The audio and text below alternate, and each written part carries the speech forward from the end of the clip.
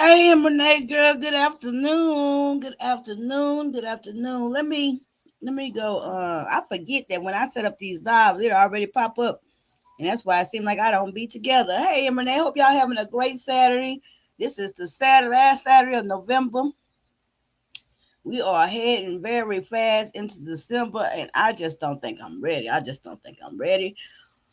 But I got to get ready. Let me go put a little coffee in my cup. Okay. Let me play this intro real quick. And then we just got a mishmash. This one of them lives where I'm just gonna be here. Okay. And we gonna just ride this thing out. Let me play my intro. Rock and Renee say hello. Girl, the puppy's downstairs, Apollo downstairs. I got a little video. I can show a little clip. It's not the best one, but you can see the puppies. I'm gonna show it.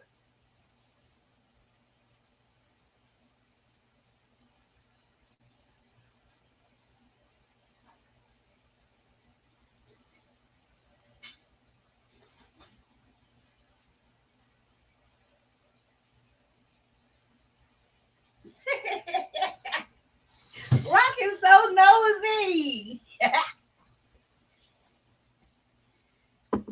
Baby, my dog is so nosy. Anywho, let me put my earphones on. All right, Lit Lane. I even play the intro, y'all. You not ready? What you not ready for? What's up, winter? Yeah, I'm a little out of sorts and everything, but I feel like I just want to come on here. I seem like I can't just get. It's just seem like I can't get myself together. I am fighting I am fighting. Okay, when I say I'm fighting, that's what I'm doing. I am fighting the temptation to just lay in my bed and just uh um I am fighting the urge to just lay around soaking. Okay. Oh, you're not ready for December? I'm not ready either. And it's just like a lot going on. So tomorrow doing the pit crew pull up at 2 o'clock Central Standard Time for the pit crew members. Y'all know already. Y'all saw my post on the wall. Y'all know I'm gonna have to process that whole little situation with everybody. You know what I'm saying? But that's tomorrow. That's tomorrow. I'm not gonna do it here. But I am just know I am fighting the urge of I just really just want to like lay in my bed and sit and soak, okay? And I've been doing that. And me right now coming live is an effort of me not doing that. You know what I'm saying? So that's what I'm trying to do, child. Let me show y'all the puppies. Let me show y'all the puppies. Let me see. It's not a great video, but y'all can still see them. Let me see. Can y'all see that? Let me move this overlay. Yeah, I'm not gonna sit in the bed and soak. I still ain't got dressed. I keep trying to get dressed. I ain't getting nothing done. It's just like I don't know what's going on with me. That's a puppies. Close because Angel turned into a killer mama. Oh my God. That's my grandkids. Girl, she be all on them, huh? They got my puppy. That's Apollo with the white so they all neck. got little white feet. I think so, yeah. That's mine right there. That's at the front with the white. Yeah, y'all seen them? It's not a great video. I told y'all it wasn't a great video, but however, you can see the little swirly. Look at babies. They all black and white. I can't get too close because Angel turned into a killer mama. Oh my God. Look at the little puppies. Girl, she be all on look them, at Apollo right there. So they all got little white feet. Child, so, I'm going to try to take a better video. I'm going to try to take a better video, y'all. I can't help it that she's sitting on the damn dogs. Thank you, though, for being a member for a month. You've been a pit crew member for a long time and support. Thank you. I'm going to start my memberships up to a selected few channels in the new year. That's why I need to be on somebody goddamn treadmill. What's up, living my best life, OG? And y'all already know. See, I ain't finna talk about this up here. I'm not finna talk about it. But y'all know when you change, I'm gonna just say this. You know, when you make changes in your life, all of a sudden you want to get back fine and shit, right? So be on the lookout. I'm about to get back fine as fuck already. I already know that. You know what I'm saying? That's a given, right? So, anywho, y'all, the subject of this live is mini true crime marathon. A little bit of this, a little bit of that, right? Yeah, I'm gonna get another video. I'm gonna just wait until they come in, like not laying up under her so much, and they eyes not open yet. So I'm gonna wait till till they actually moving a little bit away from the mama, so I can get the video. And then Angel, the mama, not letting you get too close. You know what I'm saying? She being a good mommy protective, right? So she been snapping. So we gonna get a better video. So this live here, I planned on showing y'all, because I plan on just sitting here, being over here. So I'm gonna do the Susan Smith here sentencing. But before I did that, you guys, yesterday when I was laying in the bed soaking all day, I got caught up watching these arrest videos. No, you're not like, girl, I'm just getting started. And this not the trial watch. This is some different stuff I've been wanting to show y'all. And I got time today, right? But I got caught up, y'all, the other day watching video after video of all the body cam footages and shit like that, right? And I ain't gonna lie, that stuff be like a trip. And so this one story, this one video here, I thought about it a lot. And I said, let me show this to Lil Lane, because let me see if they see, or if y'all, I just want to know y'all opinion based on what y'all see, based on compared to my opinion and what I saw, right? So I find this very, very interesting. And then I'm gonna look and see, by doing this, like kind of a test. This whole video here is gonna be non-monetized, because I know I'm just gonna be showing these videos. But that's cool. I had a great month in November. I had a lot of support, and so I just want to thank you guys for that. And let's check this out, y'all. And I really want to know you guys' opinion. Basic. I gotta just show y'all. Hold on. Why is not coming up? The name of this video is this arrest here is called How Stealing 20. Wait a minute. Wait. Why is not coming up? Again, I hope y'all had a great Thanksgiving. I had a good Thanksgiving. I'll tell y'all about that too in the Pit Crew. If you're not a member of the Pit Crew membership, you need to become one, because now I done committed to coming on Sundays at 2 p.m. Central Time and having like little kickbacks with the Pit Crew. And so I'm really enjoying those, and that's where I back there is where I will sit and talk about what I got going on in my life. So if you nosy and want to know all my business and stuff, you need to join the membership. The membership is where I tells all my business. Okay. So if you want to know what's going on in my life, join the membership. But in the Pit Crew meetings, we know I talk about something going on with me, and then I talk about a plethora of different things. I don't use my membership to go back there and drag nobody. I do that on Lil Lane. Okay. So that's what that is. What is going on with this tab where I'm trying to share from? Oh, I'll be having everything set up. Y'all, my Thanksgiving plate was so damn good. I ate all that food. Have you ever just eaten all your food and be talking and stuff, and then you look down and a whole plate gone, and it's like you don't remember eating shit? That's what happened to me. That food was so good, I feel like I inhaled it or something. It was just like the whole plate of food was gone, and I was like, damn, who ate my food?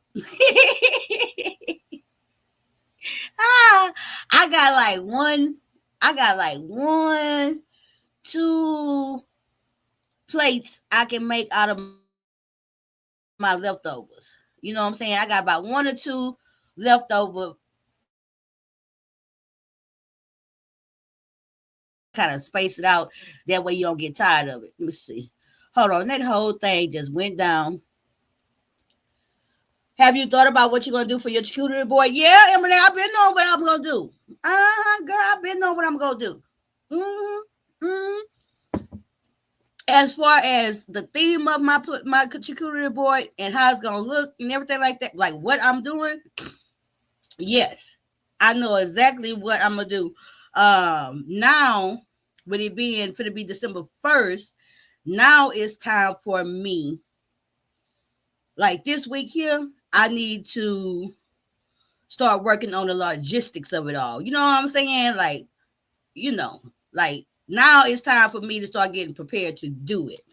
Making sure I got everything. And it's time for me to also work with my get everything as far as my camera angle and all that type of stuff, because you know Leo is a stickler for that, and she has made no qualms about that. She let you know that is going to be a huge part of it. So I need to make sure my lighting good, my area good, all that type of shit I got to have together. You cannot go playing with Leo with her stuff, okay? So I am looking forward to that, and I'm looking forward to showing out, you know, and I hope it go out as planned. Lady Nika having her, I'm gonna be a judge over at Dovies on the 15th for her Christmas tree thing, and I'm hoping that my grand here that day, and that way we can have our camera on and do all the decorating on the 15th. But if they don't be here, that's fine. I'm a judge over at hers. I gotta share the flyer. And Lady Nika on the 21st is having her ugly sweater. Yeah, I have a ring like, I got, oh yeah, Lady Lane made sure I got a lot of good stuff from my channel. Hey, CC, I got excellent green screen. I got excellent everything. So it's just a matter of really, it'll be my first time not doing it in my kitchen. I'm going to actually set up at my dining room table, because she just want to see your hands and what you're doing. Right. So I just want to make sure I have all that figured out, the logistics figured out way before time, so I can fix whatever, you know what I'm saying? Y'all know I do my little trial runs and shit, you know what I'm saying? So yeah, I'm going to be gearing up for that charcuterie board challenge. I'm going to be gearing up to be a judge on Dovey's Christmas tree thing, decorating thing. And then I'm going to go support over at Lady Nika's. I don't think I'm going to do the ugly, excuse me. I don't think I'm going to do the Christmas ugly sweater thing, but I'm definitely going to go support. Okay, let me see. I got it now. Okay, so check this out. This is under the fair use, right? Y'all should see it. Okay, so it's called, the name of this video is actually called, let me take the comment down, how stealing $20 from girlfriend turned into a felony, right? So how stealing $20 from girlfriend turned into a felony. Now this is under the fair use. Of course, I will be giving my commentary. So let's get started, and I'll be stopping it. But really listen to how this unfolds and everybody part, and then we're going to talk about it throughout, okay? Let me push play. Thank y'all for coming through. This is going to be a little mini marathon, child, and I'm all over the place. So we're going to be from this to that, to this to that, to this to that. 2023. Officers responded to a report of a woman yelling for help in a Georgia shopping center parking lot. Okay. The caller said she was following a man in red, but gave no further details. The officer searched the area and located a man and woman on the road. I'm playing that after this one, probably. Hi, fella. What's going on, man?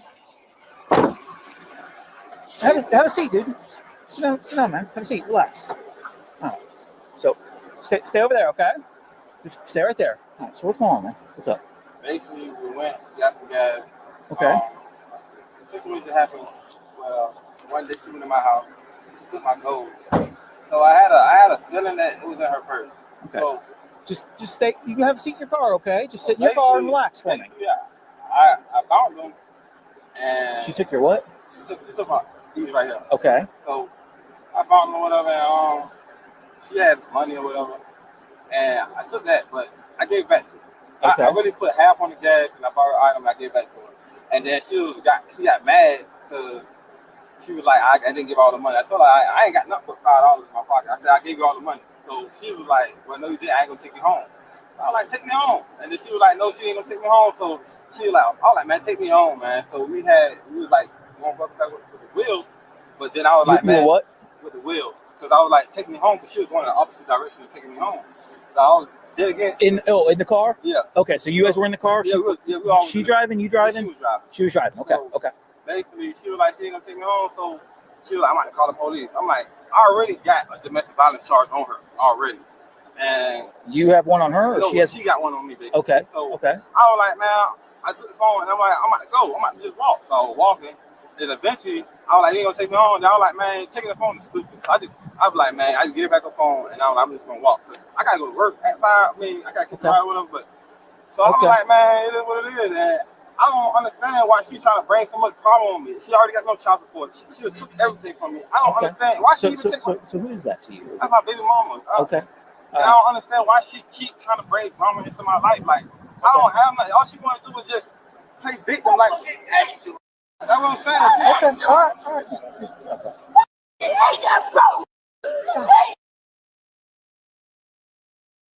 all right. Okay, so here we go. The baby mama been over there pacing back and forth. She been over there waiting on her turn. Okay. She can't take it no more. It's time for her to have her turn and say her say. So here she go. And she finna get real high. She finna get escalated, right? So we didn't hear from the baby daddy. Baby daddy say, look here, she didn't came to my mama house and took my golds. She didn't took his pull out, child. You never take a man tea. He over there with her. We found out they already got a history of domestic violence. They likes to call the cops on each other, apparently, right? Now, they together. She didn't took his goals. He didn't found his goals. He finds $20. He put some gas in the car. Okay. Now, because he took the $20, she didn't call the cops. Child, all this $20, they got these people involved in these. It's crazy. I don't do all that cop calling shit. But hey, thanks for the content. Let's continue. Let's see what she got to say. Stop. Okay, step over here and talk to me real quick. Step over here and talk to me. Okay. Okay, so step over here. What is going on? Oh, I hate him. Okay. I do too much for my kids. Okay.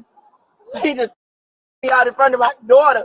Okay. I hate that man. I can't even do nothing. That shit got me mad. That shit got me so mad. Hey, I need you to stay out of the roadway, stay up against your car, and take a deep breath, okay? I can't understand you, and I need you to calm down so I can understand what's going on and what happened, okay? All right? Slow down, take a deep breath, okay? So, okay.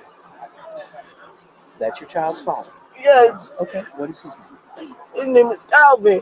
Calvin, okay. You know, he don't do nothing for my kids. I hate that man. Okay. Come back over to the car, okay? Okay. So what happened today? All right. I let this man stay to my house last night. I'm just picking him up to take him home. And I had some money in my purse. He took the money out of my purse. Okay. He took the money. I was getting ready to pay for my gas. Okay. And he said he was going to pay for it, but he paid for it with my money. Okay. Then he put $8 in my check and brought back me $3 or $4. That's not my 20. Okay. And then I got him walking around. He walking around with the Easter basket, the Valentine's basket that I made for his mama. He took that in my phone. Okay. So, they don't press the charges because he just got in front of my daughter. I hate that man. I'm sick of him. I'm sick of this man. So tell me what happened with the money. Wait a minute. Miss Me came up in here hot, baby. Miss Me say, keep bringing men home, ho. You came in ready to play, right? But this her baby daddy. You know what I'm saying? He ain't no stranger. This her baby daddy, right? But as a parent, they've been having issues. She said, I hate this man. I hate this man. To get to a point where you're supposed to be hating them and all this type of stuff and everything else. But we're going to continue. We're going to let the story unfold. But already my spotty sense is telling me, wait a minute. If this your baby daddy and you hate him and he ain't worth shit, why the hell is he with you right now? Why the hell did he spend the night? But let's continue. I got questions. Let's go. The night last night. Does he I went to get gas. I had money in my purse. Okay, does he normally stay the night with you? No, he don't. No. Okay, so I just came from work earlier. Okay. So then how, you guys were going to go get gas? Yes, I was going to get gas and I had money in my purse. And he just got in the car and was like, I'm going to pay for it. But I'm thinking he's going to pay for it with his money. But it was money he took out my purse. Damn. Then I gave him 20. He put $8 in the tank and brought back me $4. And keep saying he don't have my change. Like I'm stupid or something. Okay. So $20 out of your purse. Yes. And then he talking about some gold. Okay. And some gold that I had in my purse. The process goes, but it just goes. I go to his mama house sometimes. And then he called me, asked me that I have him. I told him no. So during the time that I went to my mom's house, he found his gold. So I guess that's what he's so mad about, some gold. So in the process of him taking the $20 and I guess he just went through my purse because I don't be around him. So you had his golds. Yes. You told him you didn't have his I told him that I didn't have them. But you actually did have I did have them. Okay. Yes. Yeah, she called the cops on him. So at this moment, why did you go to his mama house and take the man goals? So I'm sensing a pattern here. Petty is as petty goes, right? You go in his mama house, you take his goddamn gold pullouts, his grill, you put some in your purse. He calling looking for his goddamn teeth for how long? Then he over there, he didn't maneuver his way to get you to let him come to your house, and he probably came over there looking for his goddamn pullout. Quiet as kept.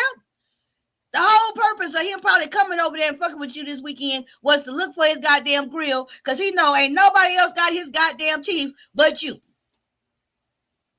He know ain't nobody else got his goddamn teeth but you. So more than likely, that's why this Negro finessed his way back over there this weekend so he can get his motherfucking teeth. Why did you take this man goddamn teeth? Why keep up drama?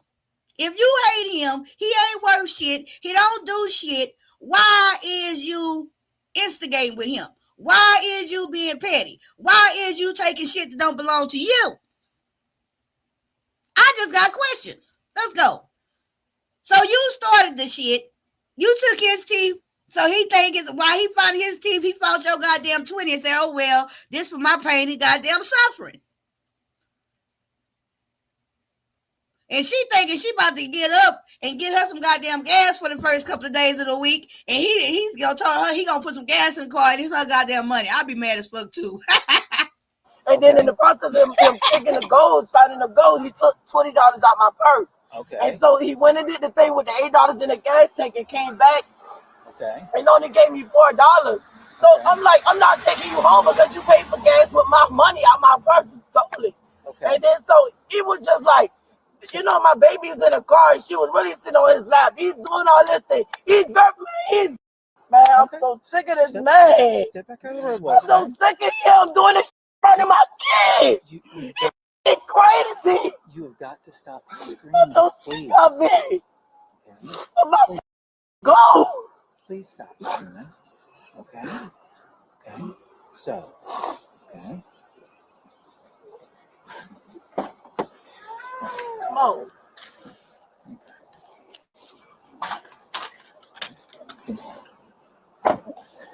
So she finna get a goddamn ticket. That $20. She didn't call the police on him, but she about to get a goddamn ticket too. Trust and believe that baby ain't got no car seat in that car. No car seat to be found in the motherfucking car. So while the cops out there minding the business she called them for, they gonna also go ahead and get, trust and believe, she's going to get a ticket.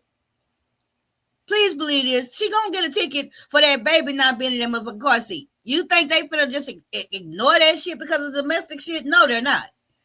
Okay, period. She ain't got her shoes on, nothing. You know what I'm saying? Oh yeah, I like this cop. This cop know how to this cop, yeah. And what's up, good energy? This cop actually knows how to de-escalate shit for real. Shout out to this police officer here. You notice that coming in, huh? He good with it. That's your guys' child. Yeah. Okay. Wow. And he just went and fooled in the car. He said he was going to give me, and then he ended up getting me out, and I couldn't even drive. Okay. So, will you, ma'am? Okay. See, I ain't never believed in all this type of shit in front of my kids. I thank God my kids ain't never seen no man put their hand on me. They ain't never seen no man just cuss me out. Okay, a FedEx truck just came by. I don't play that shit. I never did play that shit when I had my kids still. I ain't playing none of that. Back in the car so you and I can talk and we can I don't play that. What's going on. She doesn't have a car. So I see why she mad about that shit. I don't like that dumb shit. Okay. Don't expose my kids to no stupid stuff. We'll get to that. Okay. So So he was upset about the gold, and that happened around the same time as getting the gas money. Okay. So then you said you weren't going to take him home. After I realized that he did. Yeah.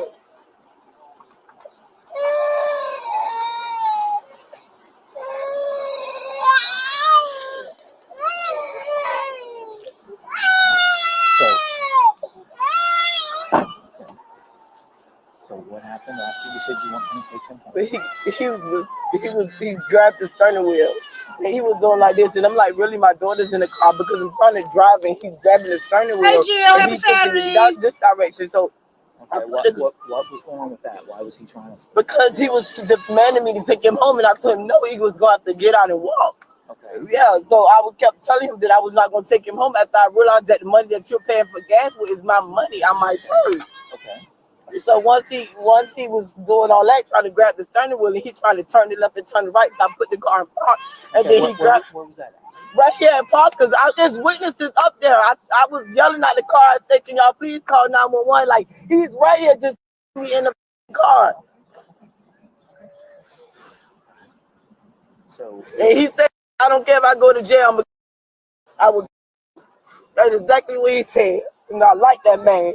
So, okay, that was in Parker's before you guys left. Yeah, that was leaving out of Parker's right there in Food Line parking lot. We was right there. Okay. So, how did you guys get from there over this? Because he walked. He was walking. Okay. And then I was trying to follow him because he had. Okay.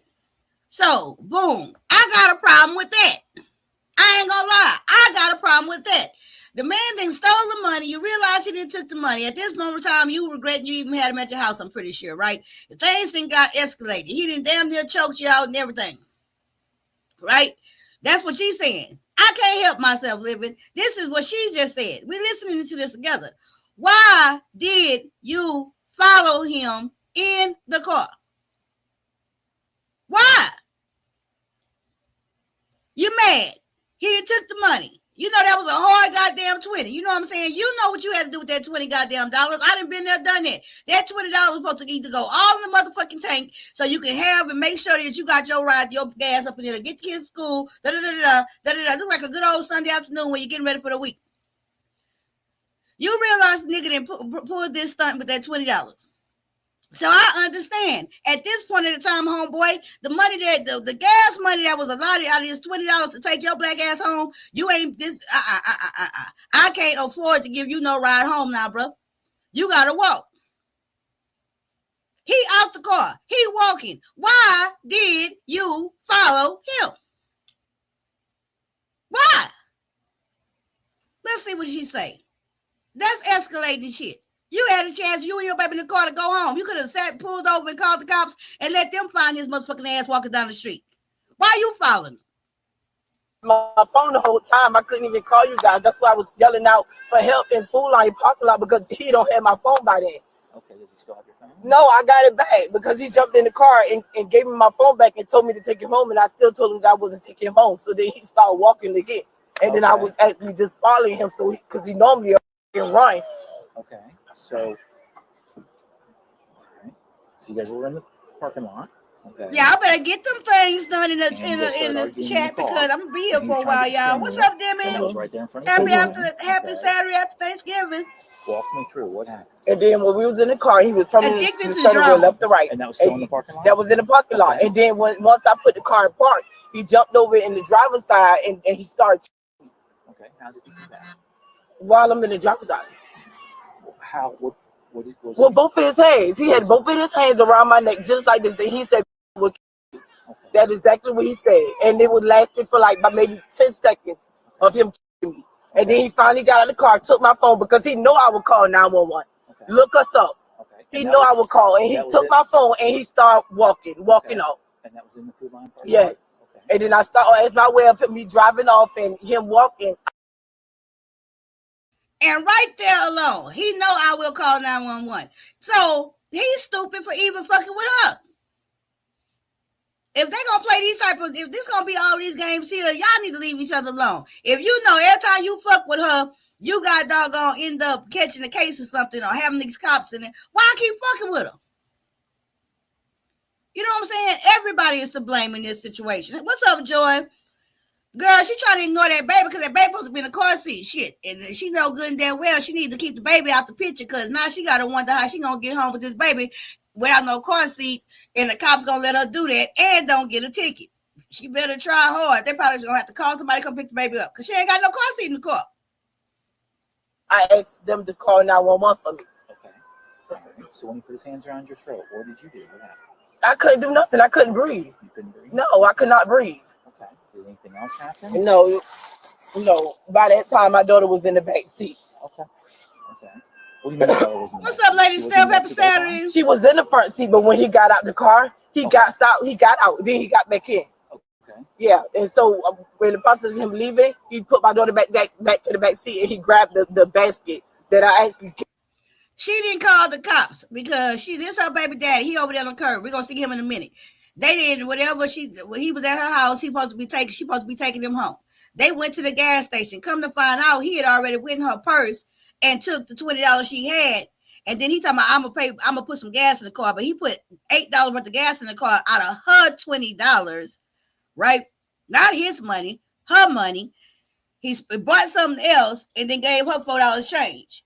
And so she done lost her goddamn mind because she talking about, goddamn, you done took my $20 to get me started for the week gas, and she don't want to goddamn give him no ride home no more. And then they going back and forth, and she didn't call the cops. He didn't apparently choked her out and shit in the car. So that's what happened. And she didn't call the cops. Mm-hmm. There you go, Jill, girl. That's the rundown. Gave him for his mom. Like if you that mad. Oh yeah, and she stole his grill. Proceeding all this, sometime before, maybe the weekend before, a few days before all this happened, she was at the mama house, her mother-in-law house, and she takes his grill, his pull-out teeth. Okay? He calls her, that's before all this, for today, and asks her about his grill. She swore up and down she ain't have his grill. So in the time that he came to the house and visited, he went through her goddamn purse looking for his grill because I'm assuming he already know ain't nobody got it but her. He finds his teeth in her purse. So he politely took his teeth back and saw that $20 bill and said, I don't mind if I do. Mm-hmm. It's something that I just made for your mom. Okay. And that's what got me so upset because I take care of my kids. I'm doing too much for his mom, Valentine's and all that. And then for you to get so upset, you got anger issues. For you to get so upset about some piece of it's gold. I can't even wear it. And you take my money out my purse. But why you took his teeth? And you can't even calm down in front of your kids. Look at you. Okay. All right. Man. So can I see your neck? Okay. Where did he have his hand? Just like this. And I know you see the scratch right there. Okay. That's what I'm trying to see. Okay. Can you pick up your hair for me? Okay. Okay. All right. What about the other side? No, it's not burning over on here, so. Okay. That side's burning? Yeah. Okay. All right. And you said when he had his hands up there, you couldn't breathe? No, I couldn't. All right. So let me get some information. And I normally would hit him, or I did not touch him because I don't even deal with this type of energy. He don't be around me. Calvin's last name? Mitchell. Mitchell. What's his first name? Calvin. Calvin. And that's spelled just CALV. Yeah. Okay. You know his birthday? No, September the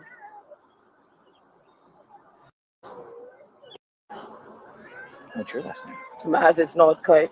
NORTHCUTT. And Tanisha. TYNEISHA. What's your birthday? What's her name?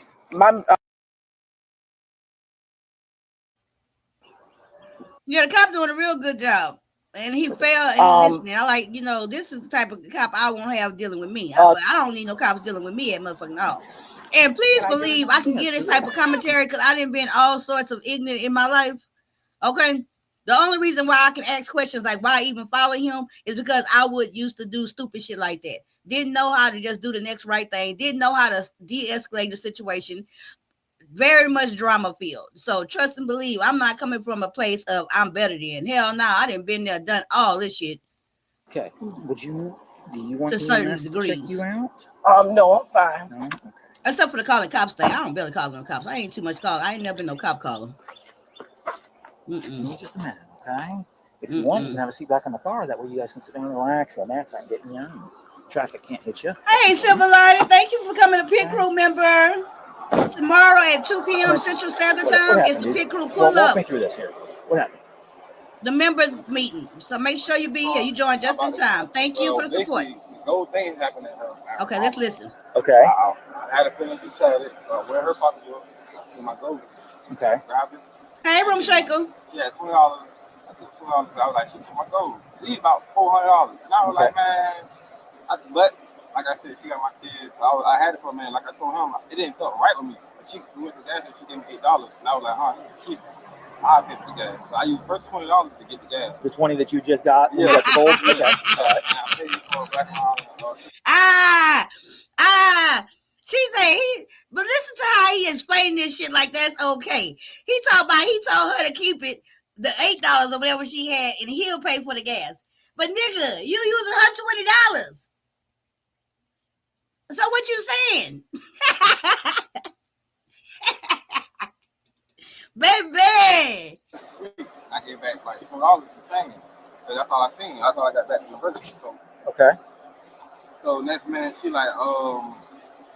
like, this ain't all. She was like, she was figuring out like how I pay for the money because I had no money. I was like, I used the $20 basically. Yeah. And that's when she was like, well, when you get $20, she was like, you took my $20, like you took my goals up my mouth. Basically, then she was like, well, I'm gonna take you home. So that's when she had to ride off or whatever. And I was like, okay. And where was that at? At Parker. That was still at Parker's? Yeah, okay. Parker. So I was like, so basically I was like, man, take me home. And she was like, I ain't gonna take you home. And then we was arguing. So I was like, man, you know what? I said, take your phone. And I got out the car and I grabbed a bag and all that, and I just started walking. Okay. She followed me. Okay. So I just kept walking, and I tried to go on this street because I was like, she was holding up traffic on that street, and I was causing some attention, so I just walked up this street. Okay. That street over there, back. The next minute, I already thought about it. I was like, man, it's stupid. Why am I taking her phone? I was like, I get back her phone because I was like, ain't no reason for me to have it. Like, I just walk home. I'm really mad because I got to walk home because I sat all the way down the street across the street. Okay. So I was like, here you go right there. I guess she still called the police. I don't know exactly what happened, but okay. Eventually, y'all just parked up. So. Okay. You good? Okay. Asking him questions, okay? I need you to stay calm and talk with me, okay? When you're yelling and screaming back and forth, and you're yelling and screaming at him, it makes it really hard for me to be able to do this, okay? I just been dealing with this for a long time. I got you. I got to get both sides, okay? Whether his side is true or not, that goes towards or against him, right? Okay? So...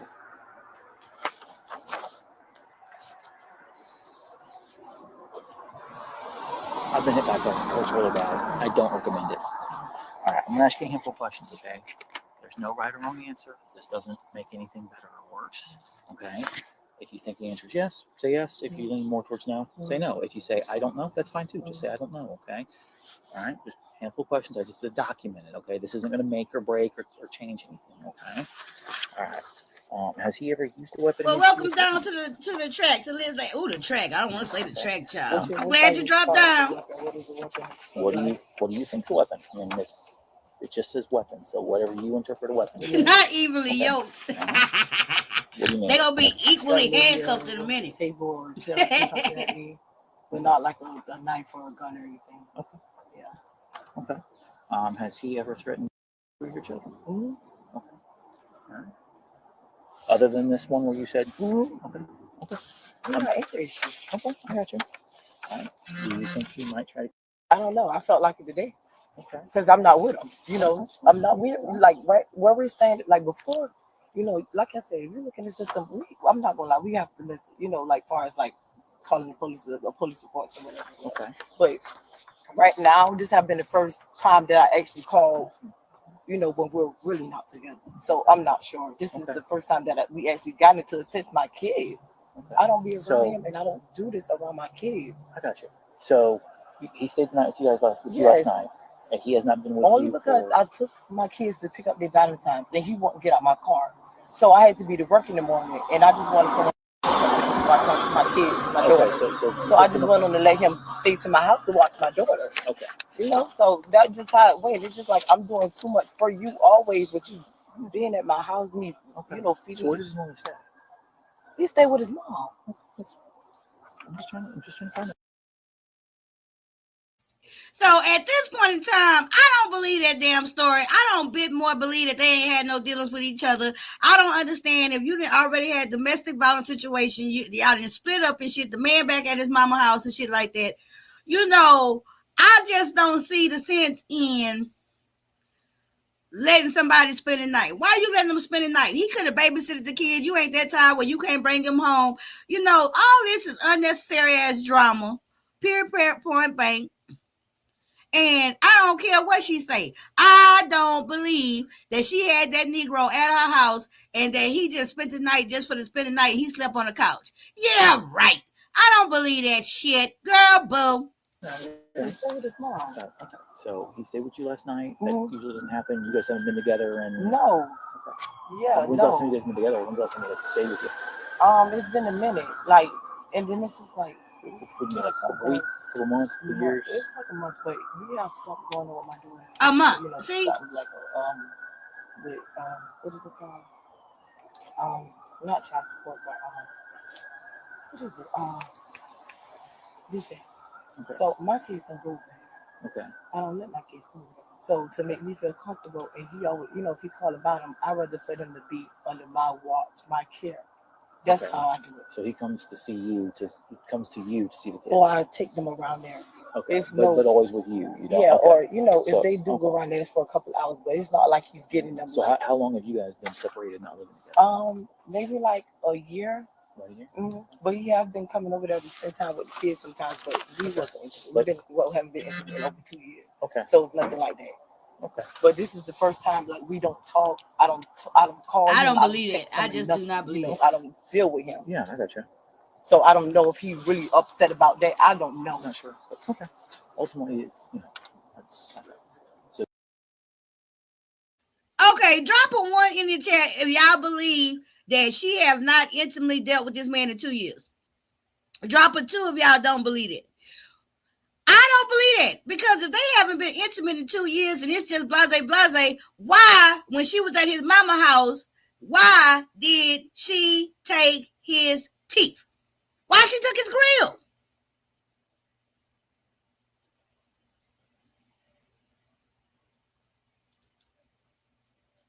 That sounds like some shit you doing with somebody you still sleeping with. And we already know the reason why we'll take something from them is so they can come look for it and come get it back.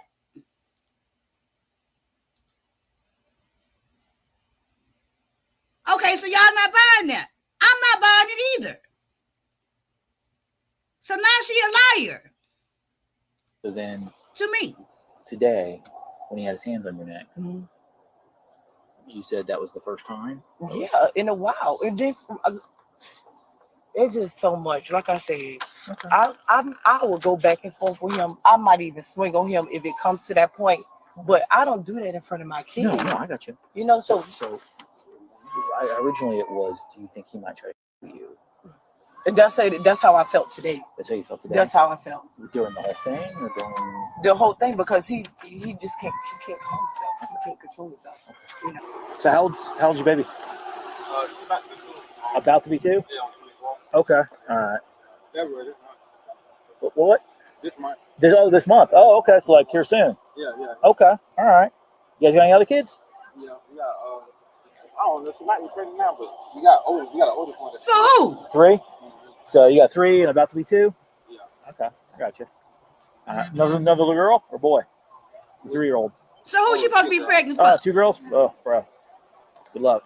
I kind of like it because it might show me some love. But I heard it kind of slip in their mouth a little bit or something like that. They get sassy. As they get older, they get sassy, man. Watch out.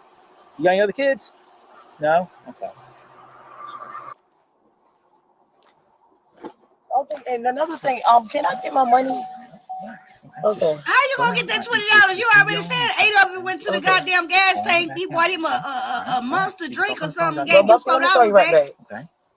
Yeah, and that's another thing. Like I gave him 20 to pay for the gas, and he only put 8 in the tank. Okay. Just one. We're gonna do this one bite at a time. Okay. All right. So just be cool. All right. Relax. Okay. Okay. So one bite at a time.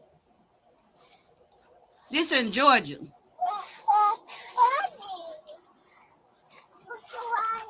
Cocoa melon. What? Isn't that like a pants brand or something? Cocoa melon? Yeah. No, it's like a cartoon. What you asked me? Was it what? That was like a. Isn't that like pants or something? Like workout clothes or something? They make the clothes now, Cocoa melon son. But it's like a little YouTube. It was like expensive yoga pants. Oh, Ain't that Lululemon or something? What the hell is he talking about? Oh, you can't throw the phone. That's not very nice. Okay, well, how this work is, y'all just not have one. First of all, y'all got this baby in this car. Y'all paying tug of war. Y'all paying tug of war. Set up for me. Y'all paying tug of war for this baby. I might get locked up. Now, please. Now, just a heads up, okay? Y'all finna hear some Keith Sweat, Al Green type of begging, okay? We ain't heard this level of begging that y'all about to hear since 1992, okay? When Keith Sweat was still in the rain. What's up, always be a cruiser for life? I'm just gonna tell y'all, a lot of people ain't accustomed to this type of begging that this man finna do, because they just don't beg like this no more. But in 5, 4, 3, 2, beg, it's about to go down.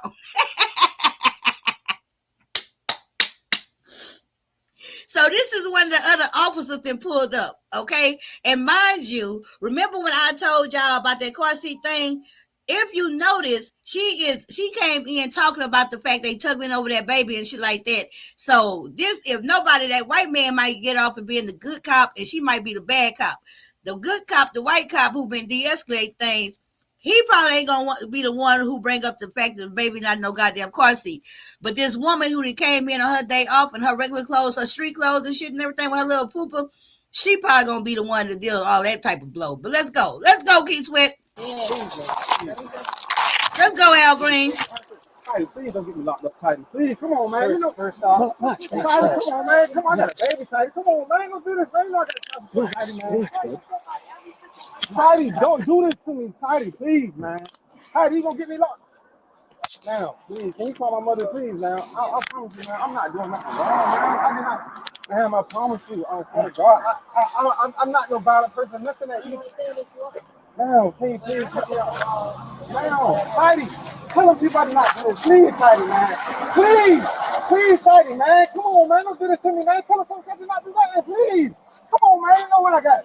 Tidy, why would you do this, man? Why? No, I'm not trying to talk to her. I'm just trying to talk to her. Tidy, please, man, can you help me? Ma'am, please. Tidy, can you help me out, man? I can't go to jail now. I'm already. Ma'am, can you talk to me, please, ma'am? I am coming. Oh, please, can you help me out? Somebody help me out, please. Please don't get me locked up now. I'm on child support. I didn't even start paying yet. I'm not trying to go back up already. Calm down and talk. That nigga say I'm on child support. I'm already on child support. I ain't even paid it yet. I ain't trying to get backed up already. Please, baby, please. Okay? Baby, hey. Renee say, look, bro, at least you got your teeth. Hey, you going down with your teeth. That's about $400 worth, okay? And it's hard to pawn your goddamn teeth. Now, I got individual permanent. I could get mine drilled out and pawn one at a time if times got real hard. Please, can you help me out, ma'am? I'm not.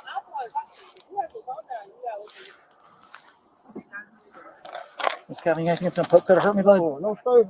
I'm trying to do it. Well, Stretch your feet out a little bit. I work at in the fire overnight warehouse. Man, I promise you, I don't do nothing wrong, man. I promise you. Relax, man. Please, can you help me out? I don't want to go to They jail. got his Rillos. Look, man, I haven't did nothing. Like, I only got one violation because of I don't remember because I was. What's all in this pocket? It's probably just my wallet and coins and stuff. That's Like, and the phone. Man, please, can you help me out, man? Please, man. I promise you, I'm not no bad person. I did not hit that young lady, man. Please, can you help me out? Please, I can't afford to go to jail, man. I'm on probation. I only got 1 year left, man. And they probably gonna sit me a whole year, man. Please help me out. I've been on paper 8 years, man. I did not do nothing wrong, man. I promise you, I was walking down the street when they came to see me. I was going home, walking after I got the car, man. I was on victory. I found out to the house, man. I promise you, man. Please help me out, man. That's not even that serious. Breathe, man. Relax. Breathe. Relax. I'm really. Exactly. I'm pretty sure his mama like, damn, boy, every time you go over there fuck with that girl, you gonna get in trouble. When you gonna learn? When y'all gonna stop playing these games? Oh, I'll be glad when y'all just leave each other the hell alone or just be together. Every time y'all deal with each other, it's drama. I'm pretty sure that's what his mama was saying. Okay. Lady Steph say, give her the $12. Girl, he ain't got it. He said he got $5 in his pocket, which is about right. He put $8 in the gas. He gave her $4. That's $12, right? So it's $8 somewhere missing. He got $5. So it's $3 still missing. He probably bought him a drink or a couple packs of cigarillos. He ain't got it. Shit. Man, please, can you help me out? Please. I'm begging you, man. Please, man.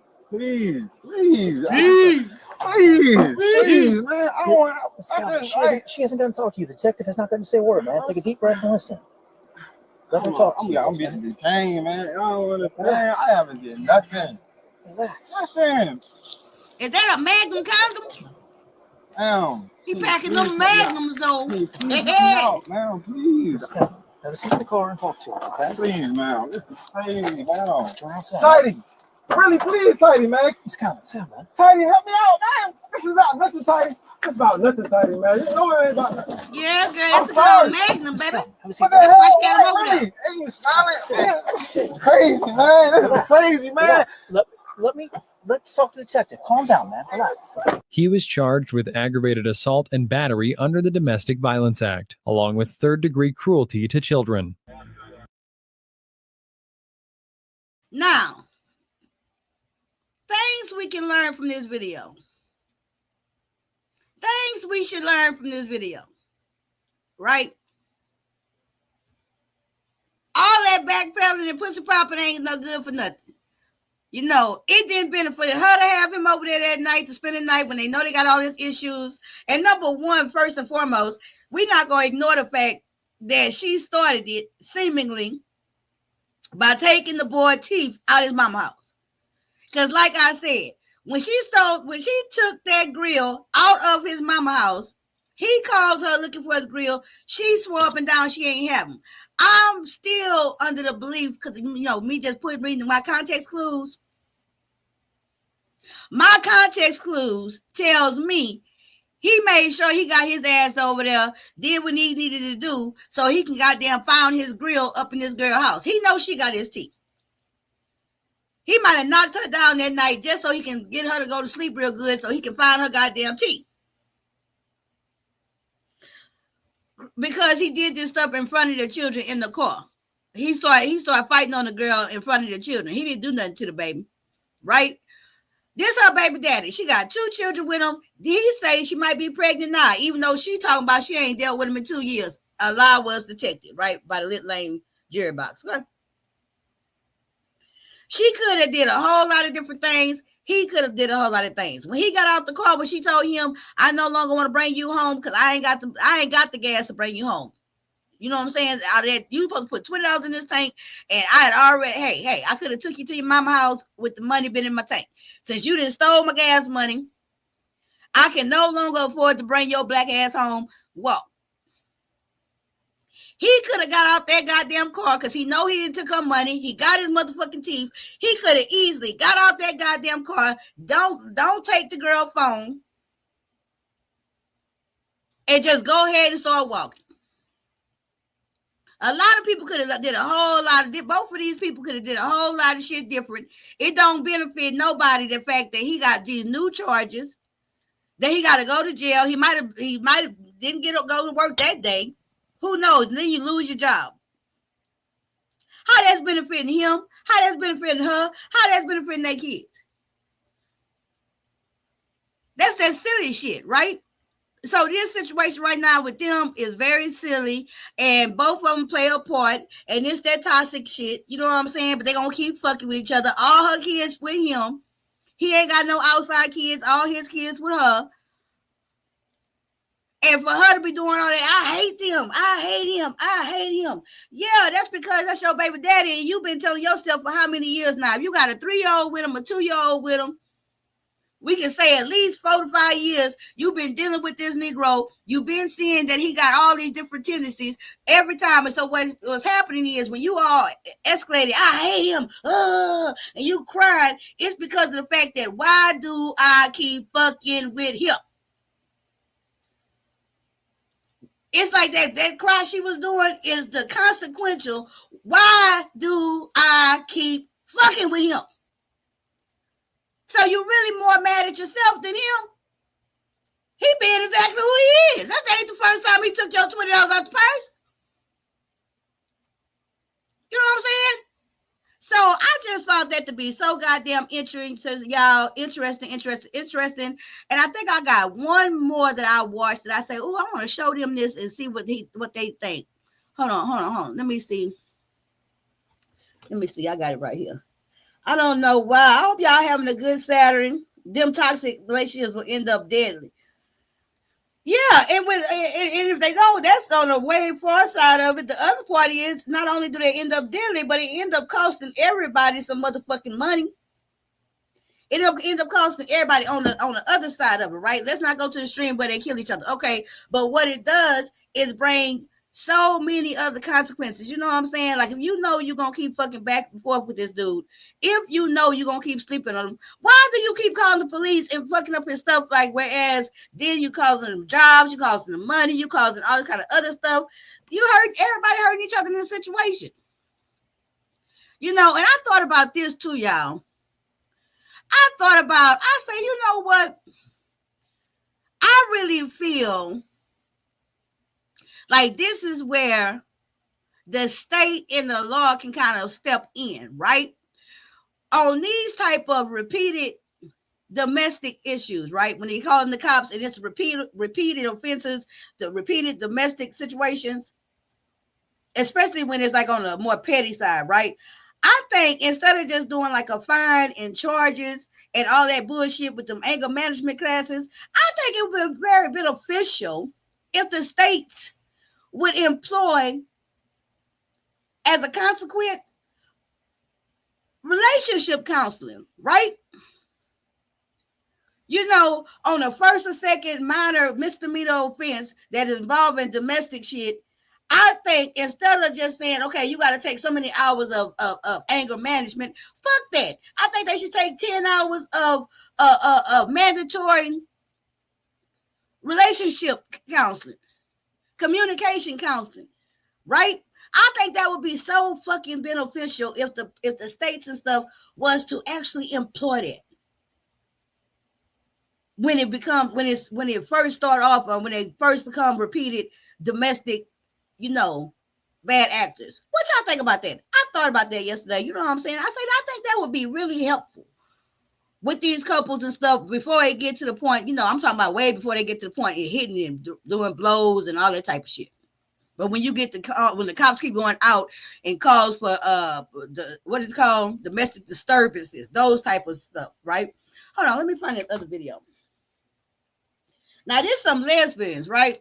Let me show y'all these lesbians. Because they gave me a lot to think about too. And I'm going to see what y'all talk about. Then we're going to watch the Susan Smith sentencing. This is my mini marathon. Where is... Now, no. I'm gonna show y'all 3 of these because they just like 20 minutes. First, before I show, we're gonna end on the lesbians. I'm gonna show y'all this woman here.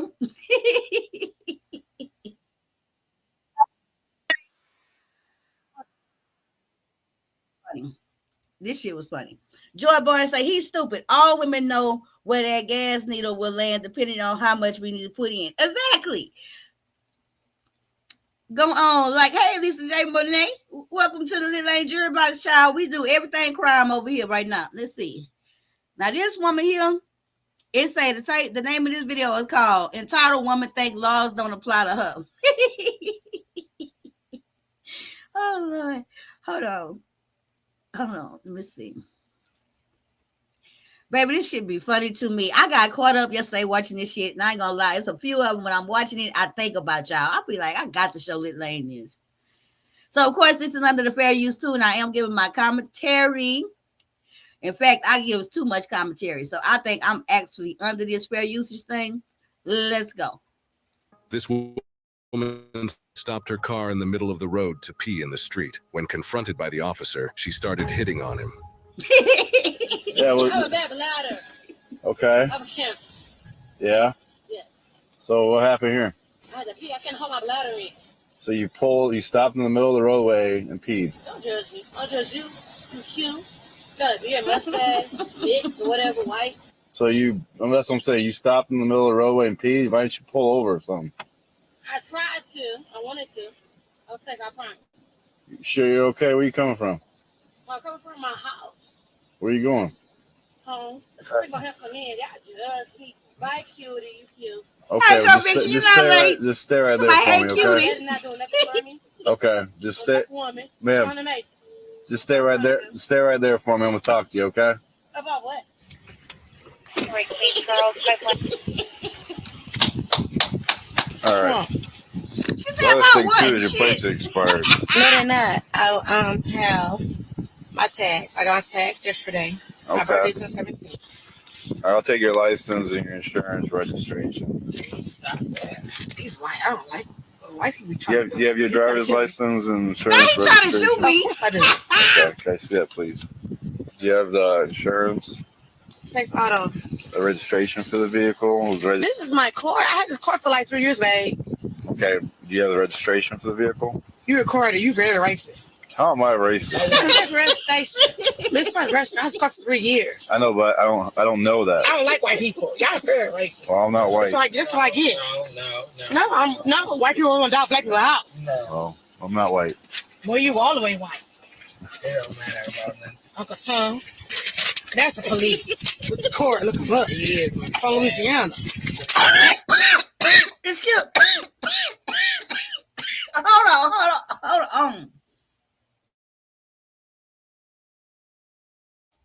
Hold on. I had to catch my breath.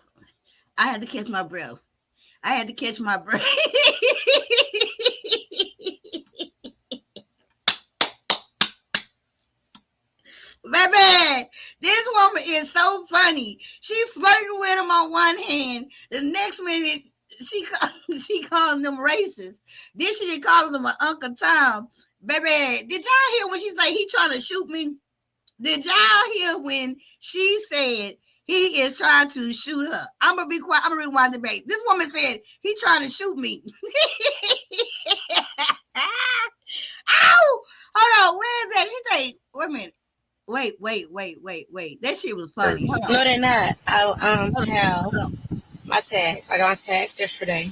My birthday's on 17th. All right, I'll take your license and your insurance registration. Stop that. He's white. I don't like white people. You have your driver's license and insurance registration? Of course I do. Okay, can I see that, please? Do you have insurance? Safe auto. The registration for the vehicle? This is my car. I had this car for like 3 years, babe. Okay, do you have the registration for the vehicle? You recorded. You very racist. How am I racist? Because that's registration. This one's registration. I had this car for 3 years. I know, but I don't know that. I don't like white people. Y'all very racist. Well, I'm not white. That's what I get. No, white people want to dog black people out. Oh, I'm not white. Well, you all the way white. It don't matter about nothing. Uncle Tom. That's the police with the court. Look him up. He is from Louisiana. tags right here. Why is it on your car? Because he sticks to my tags. You want to do it for me? Do it for me. You record it. Do it. Why didn't you put it on the back? Because it didn't stick. It didn't stick? No, it did not. I digged out my text into 20 white. Okay. It didn't stick. Okay. Look at my text right now. It didn't stick. Well, I know I that. scraped the text off my sticker. I know. I saw the sticker. It's expired. That's why. That's the only reason. Okay. I'm scared. That's why I fuck with white people. I got business. I'm a nurse. Everything. I take care of some kids. Okay. My kids mixed. Yeah, I don't like white people, man. I'm scared. So what was it? Why were you peeing in the roadway? Child, do y'all hear the passenger? The passenger talk about, I'm scared. Child. Because I tried my friend just bought a house out the way. She know her address. She not familiar with her address. Right. Okay. She not familiar. Okay. She know her bathroom at. She intoxicated. I don't know how to get to her house to the bathroom. That's why I did it. Okay. With your white wrist. Get the man. I'm coming to everybody, man. I got it right here. So you didn't have time to stop anywhere else to use the bathroom. You just decided to That's stop. why I did it. I ain't embarrassed. I'm a stripper. I used to be homeless. I slept in cars. Some with white men. Some with white men. 12150 also. I voted for Donald Trump. All this white mother. I'm not going to even say nothing. I'm going to just let it continue.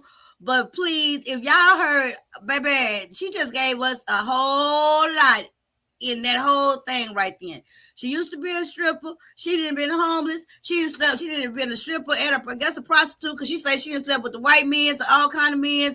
Baby, this is why she don't like white people. And she voted for Donald Trump, bitch. Okay? And How much you had to drink tonight? I had a glass of wine. How long ago was that? 30 minutes ago. Okay. Are you feeling anything from your wine?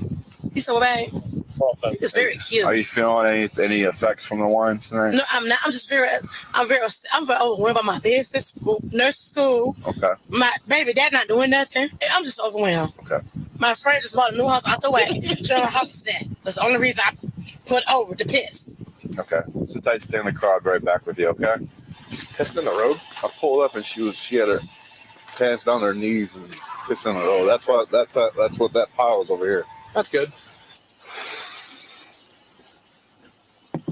She didn't even pull up to the curb. She just stopped right on the yellow line and pissed. You took care of your plates and stuff. But what I want to do is I want to make sure you're okay to drive from this point. I'm going to have you step out of the car. And I'm step in my car. I'm fine and I'm safe. And then we're going to get you going, okay? I'll step in my car. I'm fine and I'm safe. I'm sorry? My best friend just bought a house around the corner. I'm going to drive to her house and lay down in her bed. I'm okay. I promise. Well, I feel like you are impaired. I'm not impaired. I'm a whole damn nurse. Okay. School nursing school. I understand that. I take care of my elders. I take care of Miss Jocelyn. I take care of Miss Joyce. I'm fine and I'm safe. Okay. I'm stopping my court. I'm safe. I promise. Well, okay. I understand that you might feel that way, but I want to make sure that you're okay to drive. You can follow me around the corner, and I'll be okay. I'm not stopping this car. I'm fine. I promise I am. It's not going to work, okay? I want to make sure you're okay. I'm going to put you through some field sobriety, and we'll get you going after that. I'm not getting on my car. I'm okay. I refuse. I'm okay. Okay. Well, there's two ways of handling the situation, okay? First, we can go the route where I make sure you're okay to drive from this point, and then you'll be released, okay? Or a second. She stayed around the corner. I understand that. That's fine. I'm trying to work with you. Okay, as long as I feel like you're okay to drive, you'll be released. Oh, probably I'm okay to drive. She don't stay around the corner. Well, I don't know that. I pull up and I see that you're squatted down in the middle of the roadway, urinating in the middle of the street. Is that normal behavior for a sober person? Please answer me that. I have a bad bladder. Okay, and that might be that might be the case. I want to confirm. This conversation is recorded. It's recorded right here. It's recorded right here. On your end. Okay, and I understand you might have a bad bladder. Yeah, very. And I should have been in this area. You so bougie buying a house out here. And listen, she's so bougie. What's the point? We write it. And I'm a nurse. Go to nurse school. I have a business. Okay. I keep myself alive. I shut the pee. Okay, so what I'm gonna do, I'm asking you to come out of the vehicle for me, I'm not getting in my car. So right now you're failing to obey. What? You're failing to obey my order of getting out of the vehicle. Are you refusing to get out of the vehicle at this point? What is the consequences? She's gonna get arrested if you refuse to get out of the vehicle. I did nothing wrong. I just explained to you what's going on. I understand what you explained. I said police officers are drunk all the time, pissing outside in front of my house. They killed my fucking dog, Majesty. Wait a minute, I had been through bipolar. I was a crazy house. I've been a lot of Okay. Listen to my dog. Okay. They killed Majesty. Okay. Now look, I saw y'all. Again. Wait a minute. Wait. Who did what to Majesty, bitch? Who did what to Majesty? Now I'm concerned. I'm pretty sure Renee is very concerned at this point. Everybody needs to know what the fuck happened to Majesty. Did the cops piss on Majesty? Did the cops unalive Majesty? Or did they take Majesty? I'm confused. I want to know what the fuck happened to Majesty now. At this moment, nothing else matters. And I'm going to ask you to please exit the car, okay? We'll put you through physical sobriety and you'll be released if you're okay to drive, okay? Last thing I want to do is force you out of this vehicle. You understand me? Oh, yeah, that's some cute do you want to go to jail tonight? Jail? I'm asking you again. That's probably several times. Jail? Do you want to step out of the car? Who talking about jail? Step out of the car. Step out of the car, please. I'm gonna call my lawyer. Y'all tripping on me? Step out of the car. Why? Now. This is no longer becoming a request. Get out of the car. Authority. Please don't do that. We don't need no hostile. She's standing around the corner right here. I was saying, what's the point? Can I go home safe? All right, let's go. Get out of the car. All right, man. Go ahead, step out for us. Unbuckle your seatbelt. Step out. You're under arrest. For what? I do nothing wrong. Fair to comply. Step out of the car, please. Unbuckle your Set a seatbelt. car. Unbuckle your seatbelt, please. All right, step out. Don't grab me, baby. Come on, step out, please. I know guns are nothing. Step out. Get out of the car. Come on, let's go. Step out. 290-8560. Step out. Stand up. Stop. Stand up. Put your hands on your back. All right. Put your hands on your back. There you go. We're good. Hang on. Don't turn around. Just hang on a second, okay? Let's get the handcuffs on. We'll explain everything. Almost done. Just give us one more second, okay? Man, do you have somebody to come get you by chance? Step over here. Call my brother. What's that? All right, let's go over here. 419. Let's go over here. Step over here. Iowa. Right over here. Yeah, everything that's gonna poke me. You know I don't. You don't have nothing. Anything in your pockets. You know I don't. You can check them. What's up, Miss Step 219? Double stepping in the house. So if you look right there, she pissed. I pull up and she's squatting, taking a piss in the middle of the roadway. She admitted to consumption. You do OVI, fail to comply. Yeah. Do DC. DC for She urinating. needs some milk. Yeah, DC urinating, OVI, and failure to comply. I mean, Dude, you did more than I. I don't know, but I'm just trying. No, you're professional. You did a good job. You got out. All right, Andrea. They all I gotta look read you cute this mix. form, okay? You're now under arrest for OVI, operating a vehicle under influence of alcohol, a drug, or a combination of them. Operating a vehicle. I don't do drugs. While under influence of this controlled substance, you have to pay a fee. Call my Pictures doctor. reinstated. Call my counselor right If you here. take Call my chemical lawyer. tests, you may have an impact chemical Call my tests lawyer. taken Call at my your doctor. expense. Y'all wrong. I was a counselor. Got something together. My brother died. I was going to be a nurse. Like, come on, I'm not that person. Don't be money. I can grab money up. I moved in a good neighborhood. Like, this is wrong as If you refuse to take the breath test, your driver's license will be suspended for 2 years. If you decide to take the test at or over the legal limit, it'll Why be they ask the suspended for drunk 1 person to year. give him a ride home? I'm a good person. Are you willing to take the breath test for me? I'm not taking nothing. Okay. Andrea, you need anything out of the vehicle? My purse and my phone. Purse and phone? Okay. Damn, my nose itch. Why you going with my purse? I don't sell drugs. Why you going through my purse? That's just my credit card. My good credit. No, I'm just logging your stuff, make sure we have everything before I give it to you. Is my money in my purse? I haven't got In my that. credit card. Okay. Make sure that's my stuff. Okay. What's the point of y'all going through that? Because we're taking it? Taking my purse for what? I mean, you said you wanted your purse, right? We're going to take it down because you're going to jail. My last purse I had, y'all stole it. My duty birthday years ago. Ma'am, I'm not taking your purse. It's coming with you to jail. You'll see me. Baby, they white white people are racist according to her. Okay, they was trying to shoot her from the jump. She asked them to put her goddamn sticker on the car. They ain't helping her. She a whole nurse who in nursing school. She take care of elderly people, Miss Josephine and them. Okay. And at this point in time, they didn't pissed on Majesty, unalive Majesty. Okay, she should have been suing them. And now they didn't stole her goddamn Dooney and Burke. Okay, she didn't have bad run-ins with the laws. You walk in with it, okay? I should go to jail. I have a license. I have insurance. Well, you're intoxicated. You're operating a vehicle. That is the longest car search I ever did. It's nothing weird in my car. Is that doing her because she's a transgender? Well, we're trying to get her a ride. Oh, Lord. She's transgender?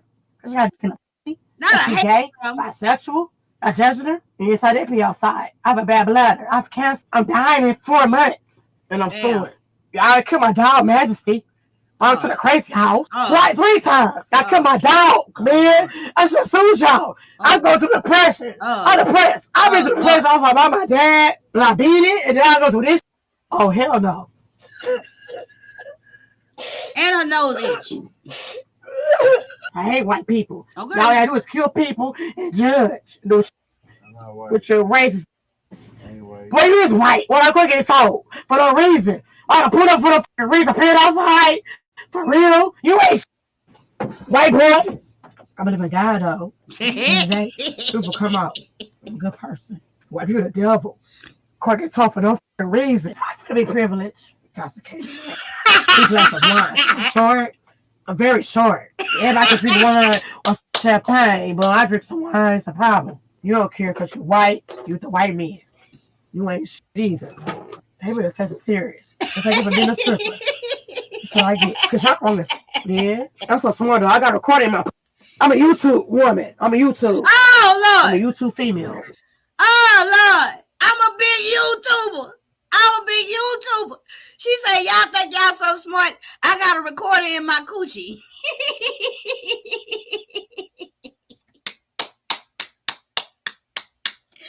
What the fuck does the Sagittarius? Who is the Sagittarius? Is she a Sagittarius?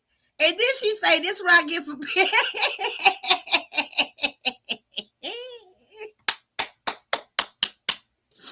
Baby, I done been there, done this shit. That's why I am cracking up.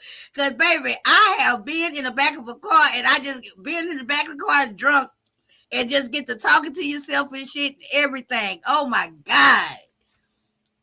She thinking about everything in her life right now. She probably gonna fall asleep.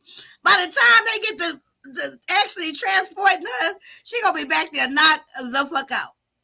I got YouTube in my vagina. You got YouTube in your vagina. I hate white people, man. I see why Granny said white people. My granny had a whole white husband. They say white people ain't shit. Can I get a tissue? And her sinuses. I'm gonna choke.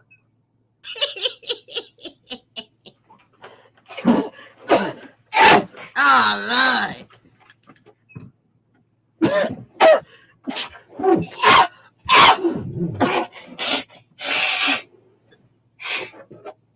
What's your race? What's your nationality? You white?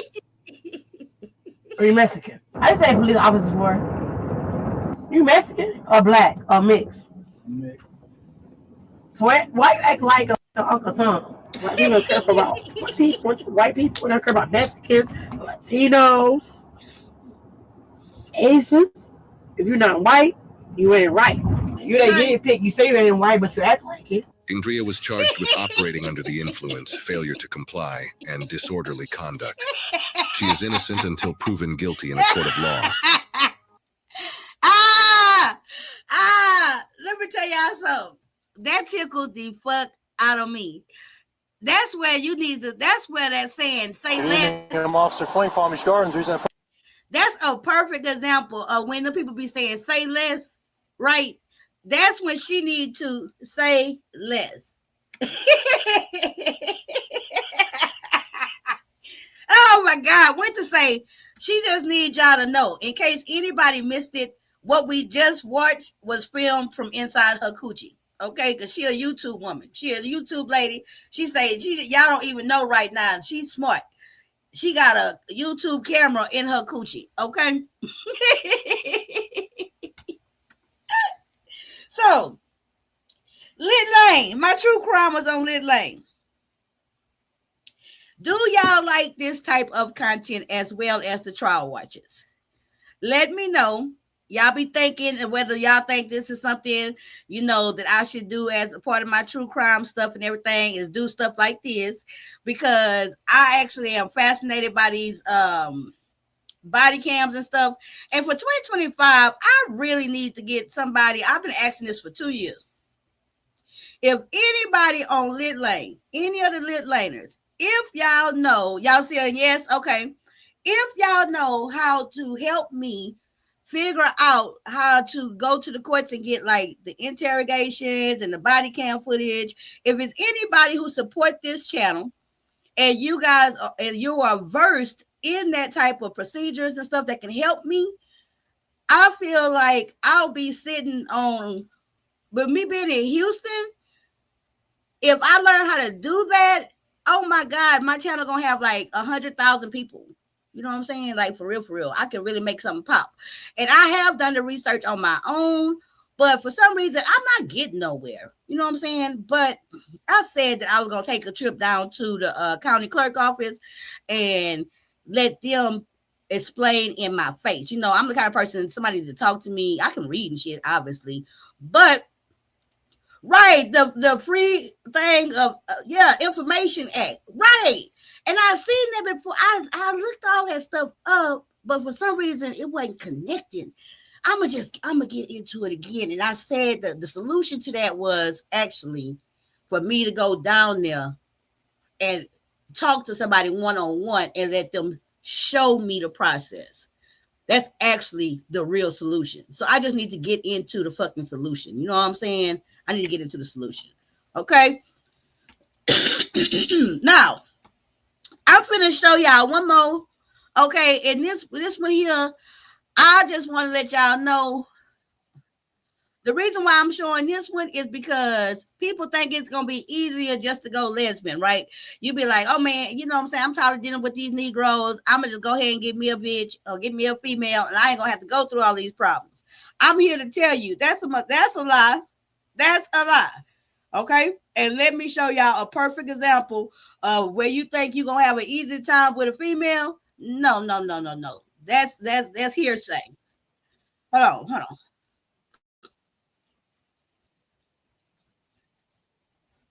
Yeah, I'm supposed to be able to do it from home. So y'all know how to do it. Okay, we gonna help Demetria learn how to do it. We gonna go in and help. Hold on. You go to the county or state site, right? Print the form, okay, and send the request. Okay. They have 10 days to send it to you. Sometimes they're a fee.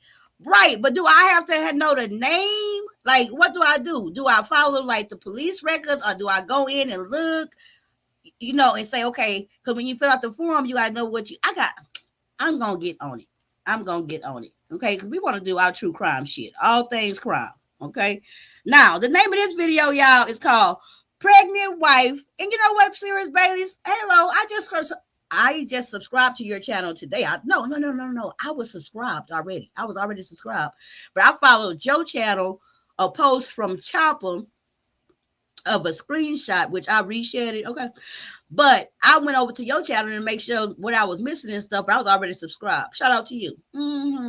I don't know what's going on with that wall post that you post, them text messages and everything, but if you care to tell me one day, like, you know what I'm saying, you can let me know. Okay, the name of this is called Pregnant Wife. Pregnant Wife breaks into ex's house and beats up her girlfriend. That's a lot. Pregnant wife breaks into ex's house and beats up her girlfriend. Y'all with me? Oh, I thought I was showing y'all.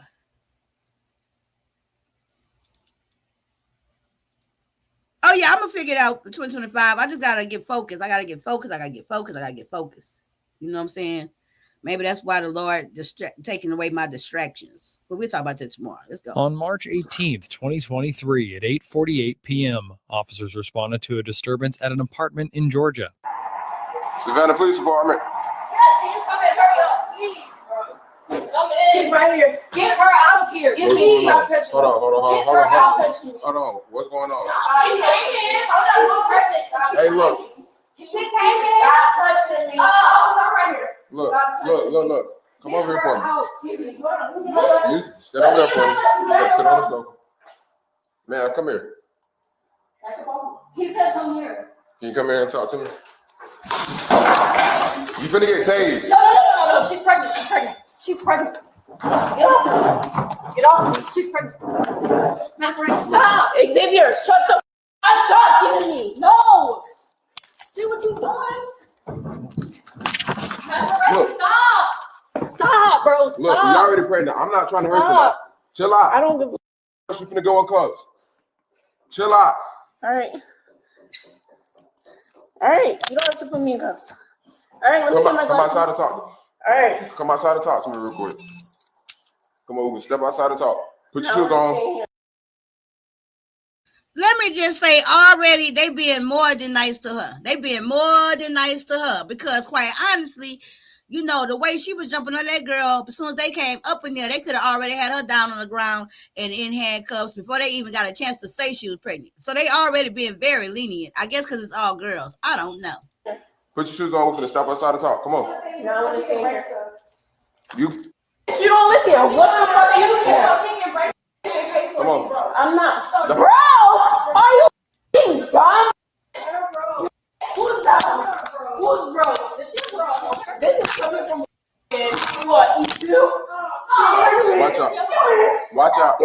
Oh, I don't know. Hold on. Step outside for me. A little E2 calling me bro. Imagine that. Yeah, I got pregnant, but yeah. Because she was my wife. Are you dumb? Are you dumb? I'm like dummy. We went through a fucking process to get pregnant. Have a seat for me. Look, have a seat for me. Look, have a seat for me. Just have a seat on the stairs for me. Have a seat on the stairs for me. That's it. I don't want to sit. I don't want to sit. Nah, can one of y'all just chill out over here for me? All right, so one more from my partner to get up with. Can you take me out these cups? You can wait. That's hers. Well, I think she has mine. Use your phone. I'm finna put your phone in your pocket, all right? Can you? No, don't touch me. I'm finna put your phone in your pocket. All right, or I'm gonna put your phone back inside. Which one? All right, I got it. Can you take me off these cups? No, not right now. Step over here for me. She got her phone in her pocket. I got my phone. Can you wait? Just wait. Can you take these cups off me, please? No, come on, let's go downstairs. You got your shoes on? No. Where your shoes at? Can you take these cups off me, please? I'll put the shoes off you. Put your shoes on. Put your shoes on. Can you take these cups off me? Put your shoes on. Give me a second. Walk. Okay, I need y'all to pay real close attention to the ex-wife or the wife, okay? Because I'm not gonna tell it, but the wife, they lesbians, obvious. This girl here is a wife. The girl with the little dreadlocks and the red shorts, she's the wife. That's the original couple. The other girl's the side piece girlfriend or whatever. But y'all see how the wife is on the cool. You know what I'm saying? She on the cool trying to be helpful, bringing her shoes, bring her phone. Oh, don't touch her. She pregnant and shit. Check this shit out. Let's continue. Walk. Can you get these cups off me? Walk. All right, I'm on.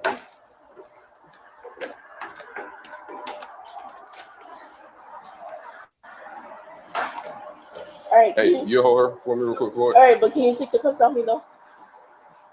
She's pregnant, but it was sitting on one, so can you? I just want to. Frail ass coming down the stairs. No, we can go downstairs. Well, one of y'all got y'all cars right here? The both behind you. I bet. Let me put her on one of these cars. put her in either your car or my car. Can y'all come downstairs and talk to me real quick? When y'all talk to her, or just talk to Officer Jackson. She don't got shoes outside. You got shoes in the house? Yeah, she's letting me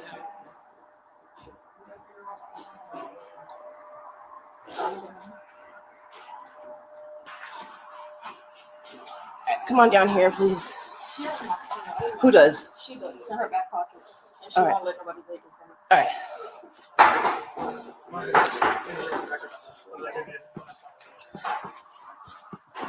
You want her in mine? Yeah. Okay. You want? Do you have her phone? It's in her back pocket. It's Okay. on the case. It has the boy on the case. That's mine. It's in her back right pocket. Can y'all take the cuffs off me? Because why am I the only one with the cuffs on? So, is that Because you're the only one up in there swinging, girl. These are not comfortable. Can you, and it's not like that I'm the only one with the cuffs on. Can you take these off? It's because you're resisting. Stop resisting.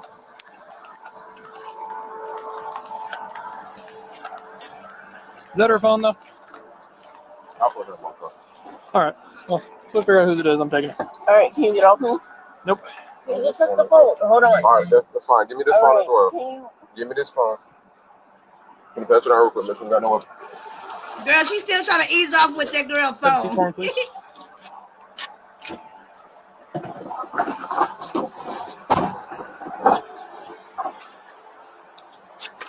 All right.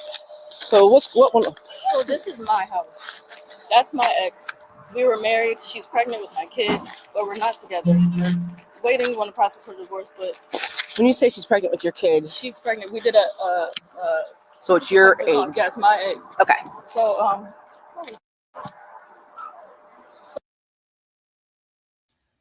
Okay, so pay attention, you guys. Okay, they legally married. They didn't went through a literally the real way of doing things, right? Like the proper way. Oh, they didn't actually did in vitro and put this girl egg in her wife. Okay, so with that being said, I'm looking at it like this. I'm looking at this like it could be a heterosexual relationship, right? It could be a man and a woman, but it's two women. But it's the same goddamn deal. This your wife. She pregnant with your baby. Now check this out. So she called my phone like 20 times before she came here. I didn't answer. What time did all this start? She has my phone. I don't know. She has my phone. So give me an approximate. What time? It is 8:57. Exactly, So like Joy. 9? No, like 7 o'clock. Okay, so like, okay. So she called me. I didn't answer because I was out. She called you. Yes. So then out of nowhere, we're cleaning up and we hear a knock at the door. You two are cleaning up. Yes, we're cleaning up. And we hear a knock at the door. So I go to open the door. I tell her to step in the room because I already know how this is going to go. So I try Who are you to her? I'm her. We're together. Okay. But I was with her and Obviously. yeah. Okay. So When she comes, she knocks on the door. yeah, she knocks on the door. So I try to tell her like you can't come in. Like I don't have to listen to my house. So she pushes me out the way. I'm not trying to push the girl, so I'm just like trying to block her. She pushes her way in. Yeah, she pushes her way in. Then she's going through all my stuff, going through my house. So at this point, I know she's looking for somebody because she's opening every single door that she sees. So when she pushes you in, what do you do at that point? You just let her come in? Yeah, because I was already behind her and I didn't. I'm just asking questions. Yeah. I'm just trying to get the situation down. So she pushes her way in, and you just kind of step back and allow her to. So I let her come in because I'm thinking if you want to come in, you're just gonna stay right here. So then she tries to go to my room, and I'm like, no, you're not going to my room. Like you're not gonna just walk into my house and walk yourself around my house. So. Man, and this type of shit I don't like, right? Because really, truthfully, man, bump this girl who talking. The ex-wife, this girl here, she a shit starter. She is a shit starter. What's up, sister? Welcome to the live. If you know you in that girl and broke up. You know you got this other girl in that goddamn house. You know she pregnant with your goddamn baby. She already called your phone 20 goddamn times. You already know what's going to happen next. You already know she probably going to pull up. If that's your place, not her place, and she ain't got no key, you know you got this other broad in that house. Why in the fuck do you go to the door and open the door? Why? Because you like the drama. You like the drama. You playing with her goddamn emotions. You want her to see this other broad in the goddamn house. You want this type of action. You want this drama. You could have let her cause a scene outside, and you could have called the cops for disturbing the peace. They probably could have just came and calmed her down, and she ain't gonna catch no goddamn charges. No, you want this action. You want this drama. You want her to act a fool. You want to see these hoes fight. Period. I say lock this bitch up. Lock her up. She is a problem. Then love reaction. We're going back and forth, and then she just. When you say going back and forth, what do you mean? She's just pushing me. I'm trying to block her from going up in the room. Oh, okay. I see what you're saying, Joy. Then she pushes her way in. Joy is saying, you know how the best way for Joy is saying the best way for the baby mama to get her ass back is to come up missing with that egg and that baby. Okay, you'll be looking for this egg, bitch. It be scrambled. I get you now, Joy. Let's go. So I just let her keep walking. So she goes in the room. She sees her standing there, and then they're both just saying some smart stuff. Then okay, so when she gets in the room, she sees you. Yeah. And then what happens? And she's like, "Oh, it's so glad to meet you." And I'm like, "It's glad to meet you too." Because mind you, when I was with her, I cheated on her with her. See, you ain't that but a no good. When she got in the room. Oh She's Lord. like, "Oh, I'm so glad that to see you." All that kind of stuff. I'm like, yeah, it's very calm and cordial. I'm not trying to fight her. Yeah, nothing. right. Yeah. So they like tussling or whatever and all that kind of stuff. While she's talking to you? Well, no, at that point we done talking. So they tussling for like a good little minute, but it's just like what do you mean tussling? Like it's like a little. She's pushing me. I'm trying to get my phone in her pocket. Yeah. Bitch. I didn't put my hands in her. So at this moment in time, this broad here, the side piece broad, who don't even know how to tell her time and shit. No, I don't like her either already. So because she said they tussling, you know what I'm saying? Now she's trying to walk it back because she know what she's saying could implicate old girl. Now tell the story. They was both pushing each other and shit. Okay. Girl, boo. I don't like neither one of these hoes. So I'm with the baby mom. Like, so she's asking me a bunch of questions. I'm like, I don't have to explain nothing to you. Because you're telling her this. Yeah, I'm like, I don't have to explain anything to you, whatever. So she starts asking questions. What is she asking questions about? She's asking questions. Oh, do you live here? And oh, what are you doing here? And all that kind of stuff. And I'm like, I don't have to answer nothing. So at this point, things getting a little rowdy when we talk. And I'm just like, she just starts like saying smart. Yeah. She's saying stuff because she wants her to hit her. Exactly. So she's saying anything in the world to get her. First off, what's this on your neck? Oh, okay. Making sure it wasn't. Oh yeah. From her. Okay. So. See, that's what I'm saying. She opened that door knowing she got that big ass hickey. She wanted that girl to see that hickey. She wanted to. Ooh, I can't stand people that start shit, then they call the cops. I can't stand that. That's a pet peeve of mine, for real. By this point, there was a pair of handcuffs. What's up, Candy Cane? She took them, slapped me across my face with them. So she just hit me constantly. I'm sorry. Let me get my flashlight. Whatever. Just let me know. Of course, she slapped you across the face with them freaky deaky handcuffs you got up in there with this slore. Okay? You her baby daddy. And you up in there trying to get freaky with this next bitch, and you got me all swole up and shit. Girl, boo. She should have. Girl. No, I'm not an objective witness. Period. Let's go. No. I pick sides. Okay? Huh? This in Georgia, I think I need to look at her charges because it's. Yes, it's going to be obviously, I got to look at her face, but with a set of cuffs, I don't know. Let me see her face. Now you finna get her baby mama a goddamn felony. It was just on my cheek. I don't really think it left in there. Girl, boo. I'll whip her ass for sure after I had that baby. She was me because I was trying to block her and she grabbed my throat. But then we moved to the kitchen. Oh, that's a mark right there. Right there. That's what that is. Yeah. Turn on the other side, please.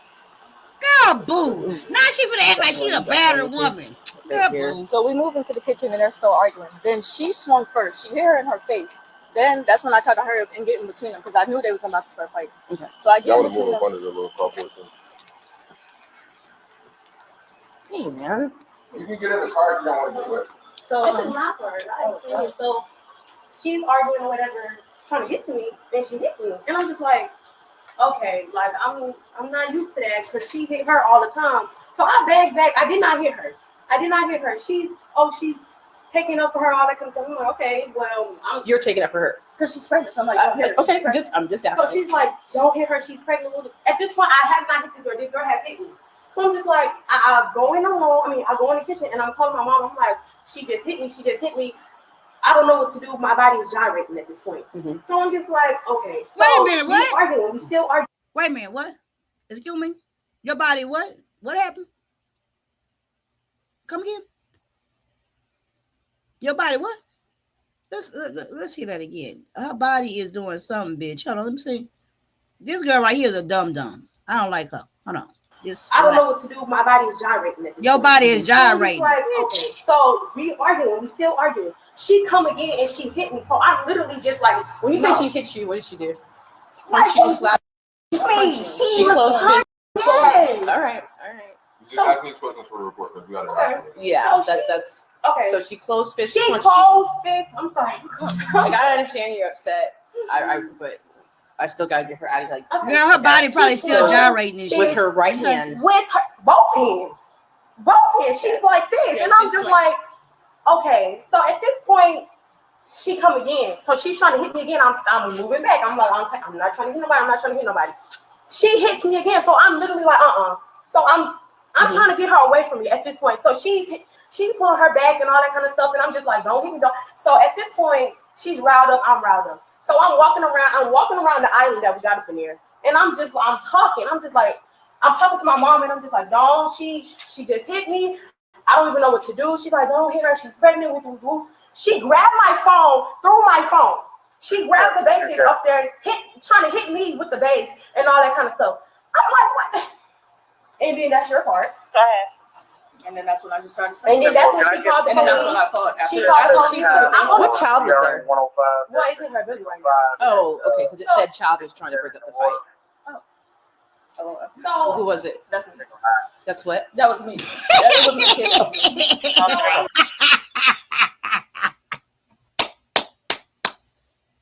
Now this the stud.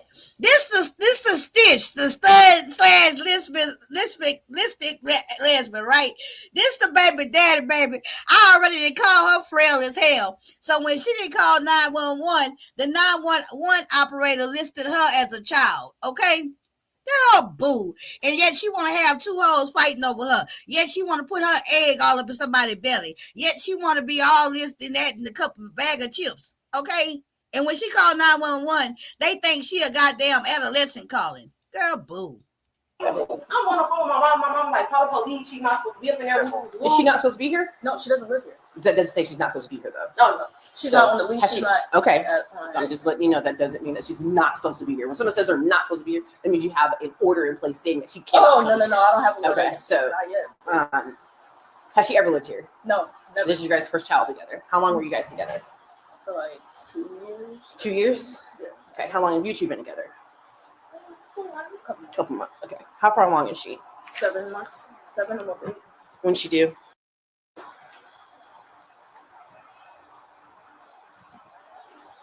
What's your last name? What's your first name?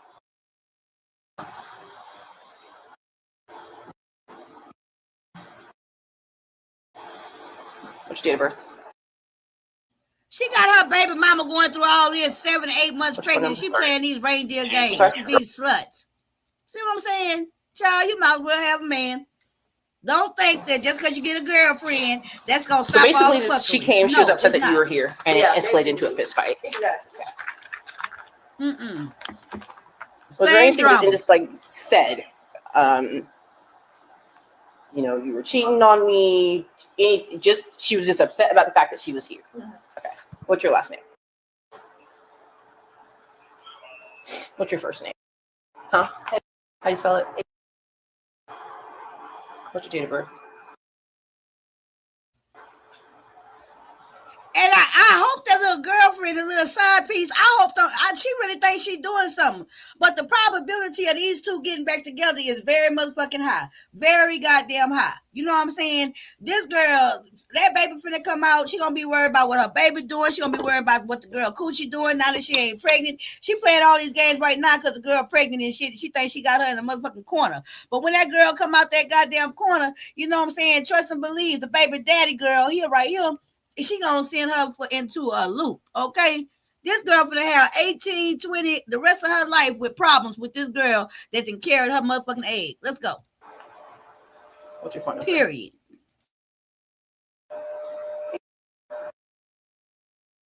I know you're upset. I know you are. I'm sorry. Just take a couple breaths, okay? I'm so sorry. Don't apologize. Just take a couple breaths, okay?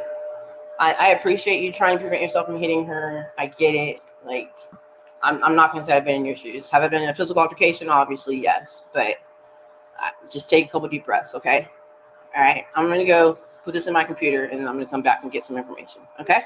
Hi, I'm Officer Johnson, Savannah Police Department. You want to go ahead and tell me what went on here tonight?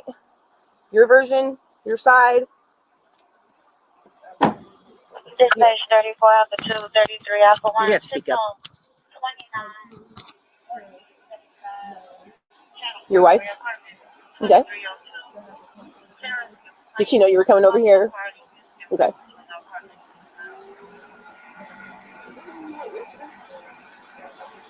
Mm-hmm.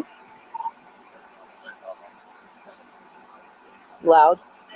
Mm-hmm.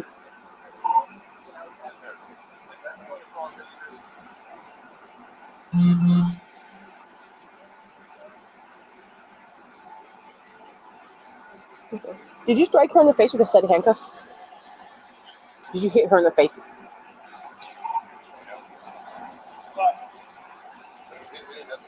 With some handcuffs? Okay. All right. You are being placed under arrest tonight, okay? And you will be going to jail. She admitted to hitting her in the face with a set of handcuffs. She admitted to shoving her way into the door once it was opened. A set of handcuffs? Yes. He talking about what the handcuffs was for. Look, he confused. The phone without the debit card belongs to her.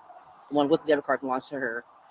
And I told her that they both have marks on them. I said, you struck her in the face with a set of handcuffs? And she's like, and I looked at her. She was like, did you hit her in the face with a set of handcuffs? She's like, yes. And she hit you on that side of the face with the cuffs? Yeah, it was on this side. Oh, boo-hoo. When she hit you with the cuffs, was it like, were they dangling? And yeah, like she had the one side and she smacked me across the face. Okay. And there's like whatever that right there is the hickey, yeah. And then this line is the scratch. Okay. She is going to jail tonight, okay? No down dirty shit. All right, Miss Robinson, Officer Taylor's going to take you to the hospital. Those are not yours. Miss Robinson! These are not hers, she said. That's your... Oh, stop it. Just keep her. I wish I could have heard what she said. I think she said that's your bitches or something. Hey, do you have anything else in the house? That's why you're going where you're going right now. Control it. You didn't need to say that though. You got anything else in the house? Nothing. She was arrested and charged with battery under the Family Violence Act and theft by taking. Afterwards, she and her unborn baby were monitored at the hospital for 4 hours before being transferred to the county detention center. Absolutely ridiculous. Absolutely ridiculous. Absolutely ridiculous. Yeah, she wrong for going over there. You know what I'm saying? But that's her motherfucking wife. They still legally married. She pregnant with her goddamn baby. So to know that don't give her a right to just do what she want to do. But that other girl still got some type of dealings with her. She playing fucking games when she already knew when that girl came over there, when she had called her 20 goddamn times before that girl came over there. She already know who she dealing with. She know who she married to. So therefore, when the girl came, She did not have to answer that motherfucking door. She did not have to go to the door and acknowledge her. She could have let that girl sit outside and wore her goddamn self out knocking on that door. She wanted this drama. She wanted that drama. And so now what happens? This girl end up with a record. Money got to be spent. Time got to be lost. You know what I'm saying? Then, you know what I'm saying? You know this girl pregnant with your goddamn baby. What's the difference because you're a girl? I don't care. If you put in a position in this lesbian thing, I don't care. I'll look at it. If you want to be married legally and do all this regular stuff, then guess what? That girl ain't no different than some trifling ass Negro as far as I'm concerned. The girlfriend, the wife, the little one with the dreadlocks, she a trifling ass Negro. Period. And then that's why people need to think long and hard before they get to putting people babies all in them and all that type of shit. Baby, y'all doing big girl thing with little girls' minds. You know what I'm saying? So that's how I felt about that. You know what I'm saying? Now, I just want to address something in my chat. I need to address this real quick. Winter said, not that one. Hold on. Wait a minute. Winter said something, and I need to address it real quick. Hold on. Winter, did you take that comment out of here? What do you mean by this? Demetria, just know that at no point will I ever use you as an objective witness for me. What that mean? Because if I'm being a witness for you, Winter, you my homegirl, I'm your homegirl, and you call me to be a witness for you, don't you think I'm going to help your case? What you trying to say? I don't know exactly what you're trying to say right there. I can't read between the lines. You got to tell me, why wouldn't you want me to be a witness for you? I think I would be a good witness. Okay? Child, they're doing way too much. Absolutely. Oh, my God. Okay. I'm sure all she got was probation. But, girl, probation is a whole damn... Why should she even have... I mean, yeah, she probably got probation, but it's silly to even get into all these situations. That's how I know I'm getting old, because I just see the silliness and shit, right? And trust me, I done done a lot of silly shit. You know what I'm saying? Like, I'm so glad that I have matured. I'm so glad that I'm not drinking no more, because y'all know already, Lit Lane Pit Crew, y'all know my little situation right now. If I was the same Demetria I used to be,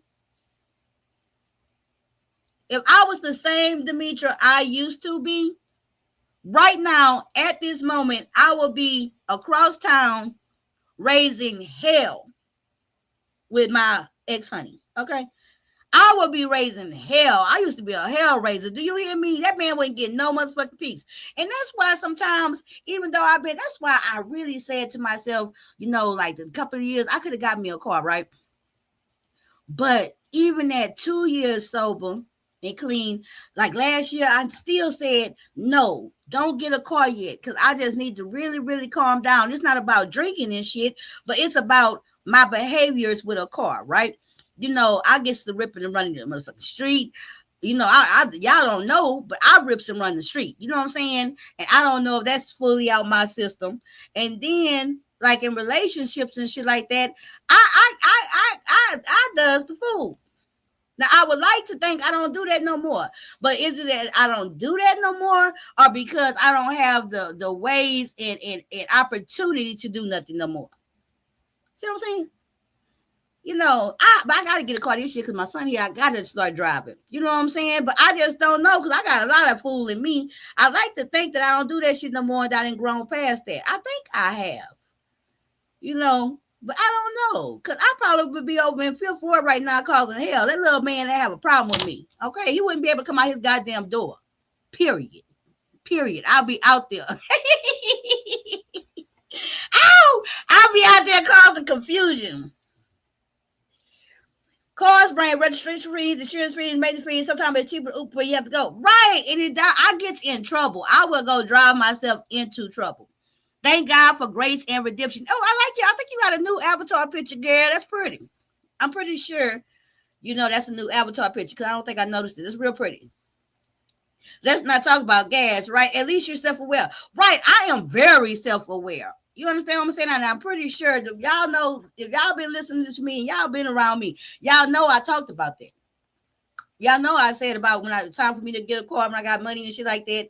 You know, black folks holidays, you know, income tax season. I can get me a car and shit, but I just didn't know. I just had to wait. I had to wait. But this year I can't wait. I gotta go ahead and get a car because I need to be able to move my son around. Oh Lord, that's probably why the Lord already doing for me what I cannot do for myself. The good Lord, sweet, the real Lord. Okay, He knows what's best for me. And that might be why he already setting things up in place. So I don't have no distractions. I don't have nothing that's going to get me in no trouble. Because I got to get a car this year. I got to get a car. I can't not get a car. So maybe he just trying to remove things in life for me that could be a trigger to me getting into bad fucking behavior. Okay? Because I feel like I changed and I've been matured. But I don't know. I feel like it. I would like to think so. Ew, Lord Jesus. I told y'all I'm going through something. Y'all gonna have to let me vent here and there. Okay, let me find this other video. So now we finna change paces, you guys. I know y'all saw the title. This is a mini marathon. Okay, this is a mini marathon. So that's what we're doing. I want to show y'all what I want to show y'all next. Let me think what I want to show y'all. I know I want to do the Susan Smith, but I kind of like the direction this going. So let me see. What do I want to show y'all next? What do I want to show you? Let me look on this phone here. Hold on. Y'all give me a second. Talk amongst yourself. Hold on. Let me see. Let me look on my save list because I'll be saving stuff and wanting to show y'all. I'll be saying I know what I want to show y'all. Let me see.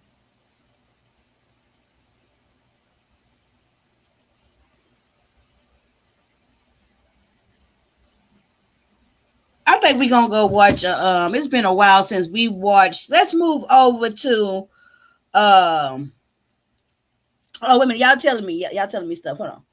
Okay. Oh, see, this is why wait. Winter still talking smack. Hold on. Winter say, see, this why you on the side of the pregnant girl. You a hell raiser too. Absolutely.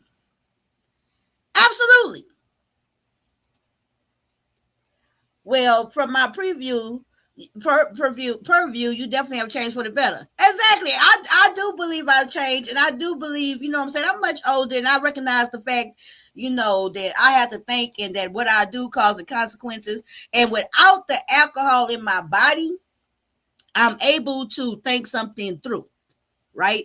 That's literally one of the best things ever. I'm able to literally weigh out the consequences. When I was drinking, I would literally look at what could happen and I'd be like, I don't give a damn. Fuck it. You know what I'm saying? Like literally, that was my anthem. Fuck it. If I do this, I'm gonna probably get in trouble. But then I think my little drunk ass to think about it and be like, fuck it. I'm gonna still do it. Being sober allows for me to play the whole thing through, and then I'm able to say, wait a minute. That don't even make no sense. Girl, boo. You know what I'm saying? Thank God for sobriety, okay?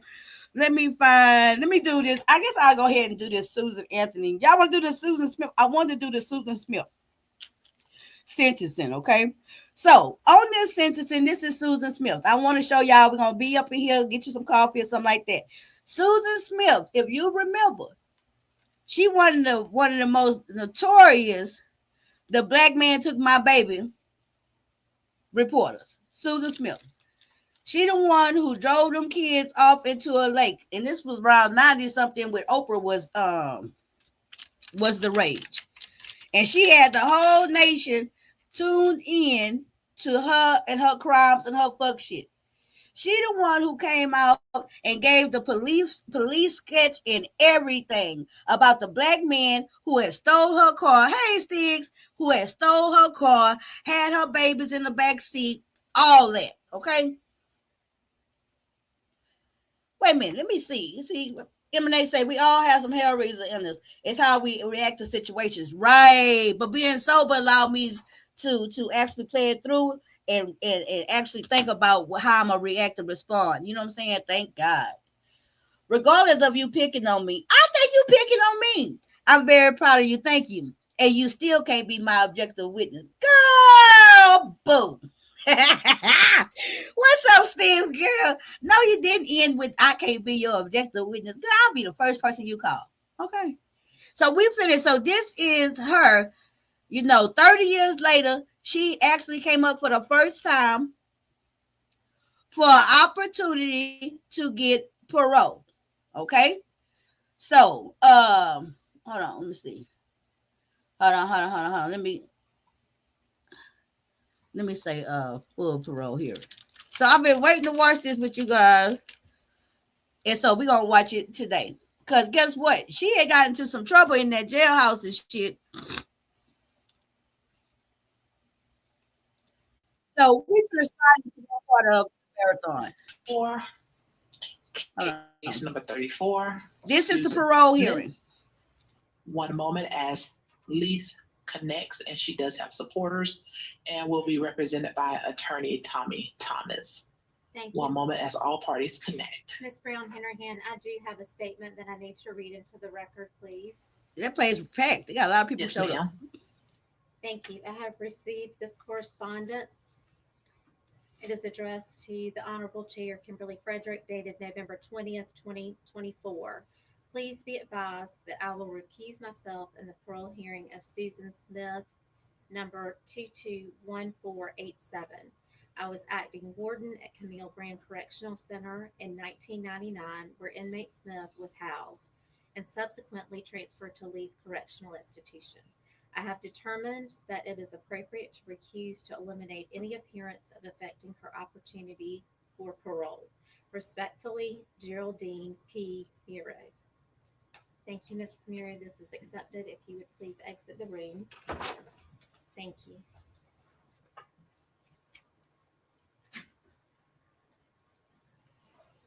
Maybe she got all her makeup on. Mrs. Miro has recused herself of this case and has exited the room. Thank you. Wait a minute. I think somebody's saying I could be a witness. Hold on. Let me see. Serious, great commentary, D. Thank you. I've been listening from the clouds, trees. I mean, will you be a witness for me? Why? Because one of your videos has to be meant. I'll be a witness. Girl, I'll be a witness. I'll be a witness for anybody. But I'm not writing no letters, though. You got to fly me out and give me, I got to be able to do some tourist shit, too. Thank you. And we have moved her site into the lobby briefly. And one moment as we admit all parties.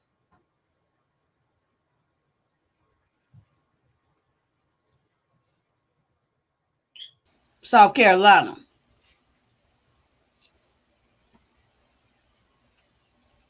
There at Leith, ma'am, confirming you are Miss Susan Smith. Yes, ma'am. Uh-oh, there she go down there at the right. And attorney Tommy Thomas, are you able to hear us? Yes, ma'am, I am. Thank you. And there at the support site, confirm you are here in support of Miss Susan Smith. They're asking, can you hear? Who is that? Her mom and daddy? Yes, we can hear. And you're here in support of Miss Smith? Yes, ma'am. Thank you all for joining you before the board. Please wait for the chairman to address you. Good morning, Ms. Smith. Good morning, Mr. Thomas, and good morning to the folks at Watkins. Thank you all for being here with us today. We hope everyone Baby, is she doing got, well. she got. Yeah, this Smith, just got. I want you to know that we have received the. Yeah, this just happened this month here in November. She just got this parole hearing this month in November. Mm-hmm. Packet of information that Mr. Thomas's office provided to us on your behalf, and we have reviewed that packet. So thank you for submitting that in advance of this hearing today. Mr. Thomas, are you going to begin, or is your client going to begin? Yes, ma'am, I'll be glad to begin. Yes, sir.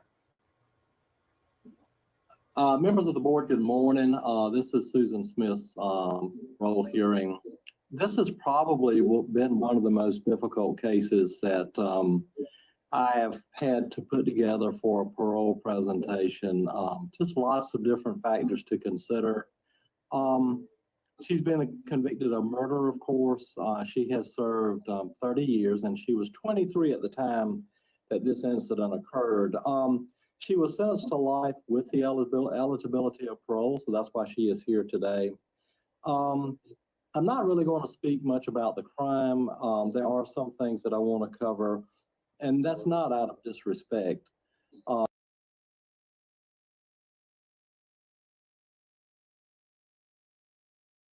Susan, and I want to make sure that the things that are important not only to her but to this hearing, this board are presented.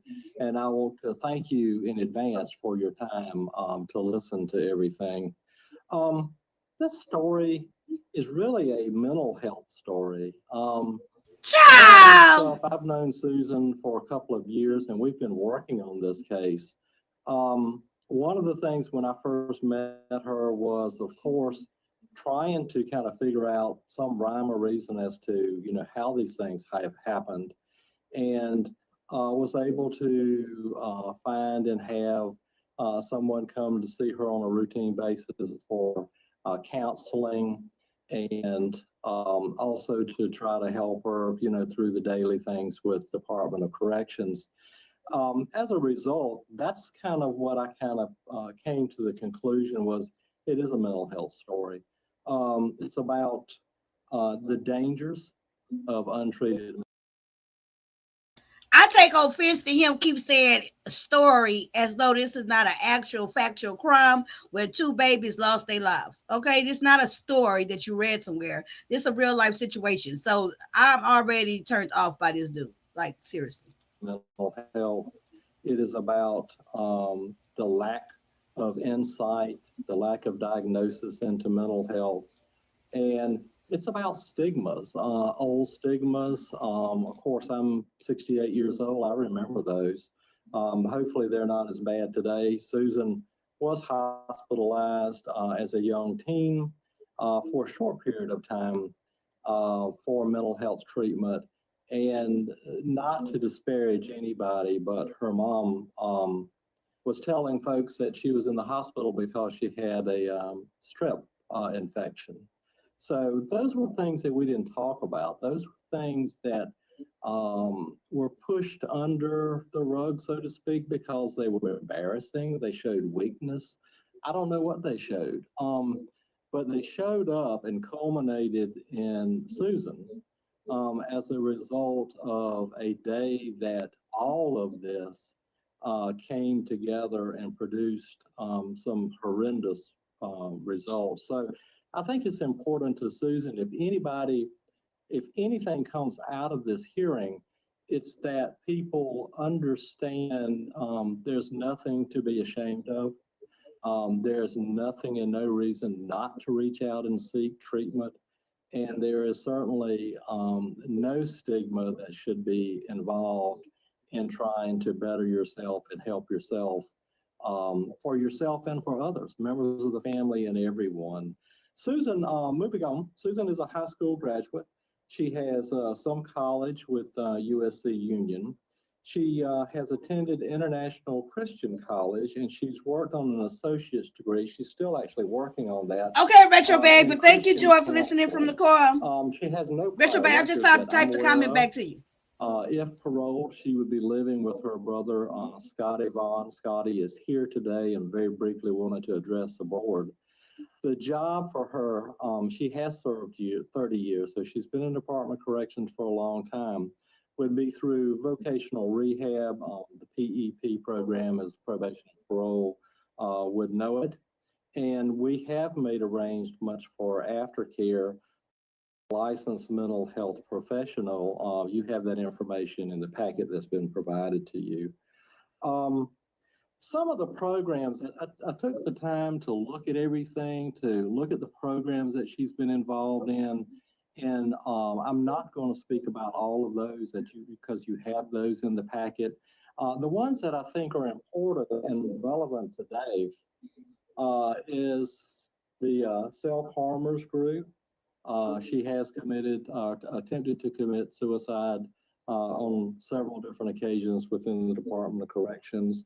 7 Habits, Beyond Abuse, Jumpstart, which she is a great fan of. She does not have a drug or alcohol addiction, thank goodness. She has been active on Innovo and the CipherWorks programs, Loss and Grief, healing seminars, women's empowerment, anger management, self-esteem, and domestic violence workshops. I normally, and I've presented a number of parole hearings, I first started with this thinking that it had to be different than normally what I would do as far as a presentation. And I came to the conclusion maybe this week that it doesn't. I think it is, and I will stick with what I would normally do as far as the structure of my presentation. What I always begin with the board is contributing factors because I believe that's important. We need to know what was going on, why it was going on, for the board to be able to make a informed decision about her parole expectations and her parole eligibility, and what kind of candidate she is for parole. One of the things that has jumped out, I saw this last night in the media, and I know that Susan wants to speak, and because she feels like it's important to get the truth out there, is this is not about the love for another man. I saw it on local TV about how this was all about another. Right, because let's just remember, I love 48 hours in Dateline and all that stuff too. Absolutely, Retro Babe. Let's not forget that she was having an affair with another man. Right? So whereas he just started all this talking about her mental health and postpartum, all that stuff is very true. Back in the early 90s, 20 years ago, 30 years ago, it wasn't so much awareness and treatment and just wide open about mental health, postpartum, all those different things. That's all very, very, very, very, very, very, very true. But just like Steve's girl said right here, she was sane enough to blame a black man and give a description. Exactly. She was very conniving. She was very manipulative. She was very thought out in what she did. So, we can't just discount all that. Even though he's doing what he's supposed to do, he being the attorney for her that he's supposed to be. But I call bullshit. And not only do I call bullshit, he boring me to death. Man and him not wanting children. From what I have been able to determine, that is just not true. I have spoken with David Bruck, who was a defense attorney on a number of different occasions. David has been a great source of exactly, Joy, in regards to Susan. He indicated to me that this was a theory of a motive by the state. That's where we think it developed. However, this was never proven at trial, and it was actually abandoned by the state. So, but it has stuck. And I just wanted to, I know it's important to her to bring attention. The contributing factors in this case were multiple stress points. They converged all at the same time. And we are certainly not trying to say anything about, the horrificness of this crime. It is, and she was found guilty. But we're trying to kind of maybe present to the parole board how these things developed and how it's possible that something like this could happen. One of the things that has been important in her life, and I think is a huge contributor to this crime, is the suicide of her dad at age 6. Horrific, just horrific. And she blamed herself. How could he leave me? And I think it sets the stage for the beginning of some serious mental health issues, some serious depression, which just kind of culminates and continues to snowball. And the lack of, recognition and treatment for this issue with her dad. I mean, it was like the old stigma of. Okay, y'all, I'm going to step away from the microphone because I got to let Rock out. Okay. So I'm in the chat listening along with you guys. I'll be right back y'all know I'm back. When I come back on the microphone, I say I'm back, but I'm right here listening with you guys. Let me take care of some stuff. We just tough through these terrible situations, and that's how it's done. It's not done that way. There were some attempts to get some sort of psychological help for her after a couple of suicide attempts. and never went anywhere. She was the child. The adults in the picture did not, can't blame them. I think it was the times, did not seek and try to understand the depth and the significance of this and what it was going to produce at a later date. Severe depression, potentially depression after the birth of her last child, which was also undiagnosed, and that postpartum depression that existed in a severe situation. Just in culmination, I apologize for reading something to the board, but I've looked at so much material, and if I can beg the board's attention for a few minutes, I would like to say this and read this because I think it summarizes everything that I've been talking about and everything that Susan wanted to talk about what happened. She said to me, and this was not in preparation for parole, I found this buried in a bunch of documents that had been provided to me, and it is from Susan. And she says, I believe this is what happened to me on October 25th, 1994. I lost touch with reality. My thoughts were not rational nor logic. I don't think I understood that if I allowed this car to go into the lake, I'd never see my children again.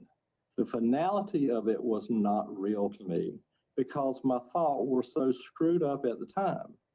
My mind, I thought, was doing what was best for them. I knew Jesus would take better care of them than I could. It was truly a moment of insanity. There are no easy explanations and not much understanding. How can you make sense of something that is senseless?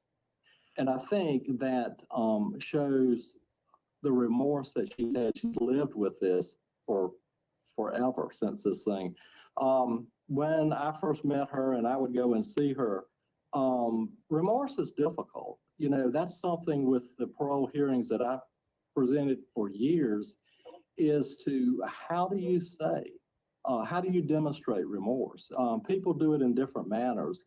And I always look for that. I always ask my clients, you know, and look for the remorse. I could see the pain on her face. It was so difficult. Talking about things were extremely difficult. And not because she didn't want to talk about them, it's just because it was so hard to talk about them. So I think that she is truly remorseful for what happened. And I think she would do anything in the world to bring these children back. But moving on to the next consideration in this presentation is really changes. What changes has she made in herself in prison? One of the things I think is important is that she has no prior history. Nothing that would lead up to believe that someone would be capable of a crime of this nature, which I think is also indicative of what their risk is if the board was inclined to allow her to participate on parole. I don't think that was as a risk, and I think that's what our counselor, who had seen her on a regular basis for a number of years, also indicated that it was very low risk. She's been IRC chairman within the institution. That means something. You're voted on by your peers, and it is an honor to be in that position. She has been a math tutor in education. She's helped numerous inmates obtain their GED. She's been in the character program, prison fellowship, which is, I think, is extremely important to her. She's much stronger in her faith than she has ever been. And that is a comfort for her. It's something that that she enjoys. It's something that is extremely important. Jumpstart, good program. She's been in that program. She would actually like to go to Jumpstart if the board would consider her for parole. He has been out of the program for a couple of years, and that would be, she'd have to do some other things for that to happen. So that's why we have chosen that she would go and live with her brother. Good, solid individual in the community, willing to help her in any manner. And one thing I've noticed from the family and friends is that we mourn with her the pain of this crime, but we still love her and we're there for her. So she has that for her, and which is a great resource if the board was going to consider her for parole. One of the other things I've noticed is giving back to the community, arts and crafts. She's made arts and crafts that she's donated to charity. She's helped St. Jude's. She's helped staff members. She said that an insight into what's going on with her, stand on her own 2 feet, not to be influenced by others, live a better life, think before acting. And, you know, other people are affected by your decisions and your actions, and the importance of mental health. I think that comes back into what we're talking about. It's not an excuse, but it is certainly some indication or maybe explanation as to what was going on. The goals, and this is my final area for my presentation, is that I don't think she'll ever be able to forgive herself. That is something that she struggles with forever. I don't think that creates a danger to anyone, except potentially maybe a danger to her. Her medications, her mental health medications have been balanced well by the Department of Corrections. I think she thinks as clear now as she ever has. I think that she is able to establish goals and what she would like to do in her life. And I think on the top of that list is to give and to try to help others. Okay, and obviously I'm back. Okay. Excuse me. Let me say something. This is a bunch of baloney, but Winter, this is where I need a Winter, right? This is where Winter get to talking to me in my head. I hear Winter voice in my mind right now saying, Demetra, you need to be objective. So let's talk objectively. She has a right for this parole hearing. 30 years ago, when they put her stuff on the line to sentence her, they said that she was worthy, or that her crime, even though her crime was what it was, that she was worthy of an opportunity after 30 some years to be given a chance to be rehabilitated and paroled. She deserved this opportunity. That's what the court said 30 years ago. So she has a right for this parole hearing. Now that's me being objective. What have you learned in there? How have you been rehabilitated in there since your crime? Have you redeemed yourself? Right? And when they give you an opportunity, you deserve that opportunity. I wouldn't take that's her right. Now, I don't know how her coming out and doing arts and crafts and shit is going to be repaying her debt to society. And I pinned this in the top of the comments when I walked away, so I can come back to this. He said something that I wanted to talk about. When he said about her mental instability and how over the years he has discussed with her, and she was saying at the time of her crime, unaliving her 2 baby boys, she gave the excuse that he's giving now, present day, that with her troubled state of mind and mental instability, at the time, she felt that her children would be better with God. And she was being led to bring them or send them back to God. That's important to me because y'all know I'm into true crime. A lot of times when those different things happen and they saying, okay, you know, that they hearing voices or God telling them to do this and that, a lot of times them women, when that happens, they also try to end their life. Quite honestly. Like that woman, Andrea Yates, when she drowned all them kids, about 5 kids or something like that, it's happened a lot of times. And a lot of times those cases, when they saying God told them to do it, that's a very few times when they actually get to plead for the insanity because they are literally working off of the fact that it's a higher calling on them, that God is literally telling them to do these things. And it's very different from what I've heard, those instances where they actually got found guilty, but by reason of insanity, you know what I'm saying, or not guilty by reason of insanity, and they go to the mental hospital stuff, is that they literally, when they have those true mental disease and really mentally incapable and sick, the God is telling them to send the kids back to him, but it's also a lot of times God telling them to go with the children, not you just send the kids. Not I'm gonna just unalive the kids because God want them back and they're gonna be better. I'm just gonna send them. I'm gonna keep living. No. That's not how that works. Oh, look. Winter say living. Demetri Show picked a hell of a case to be on my side.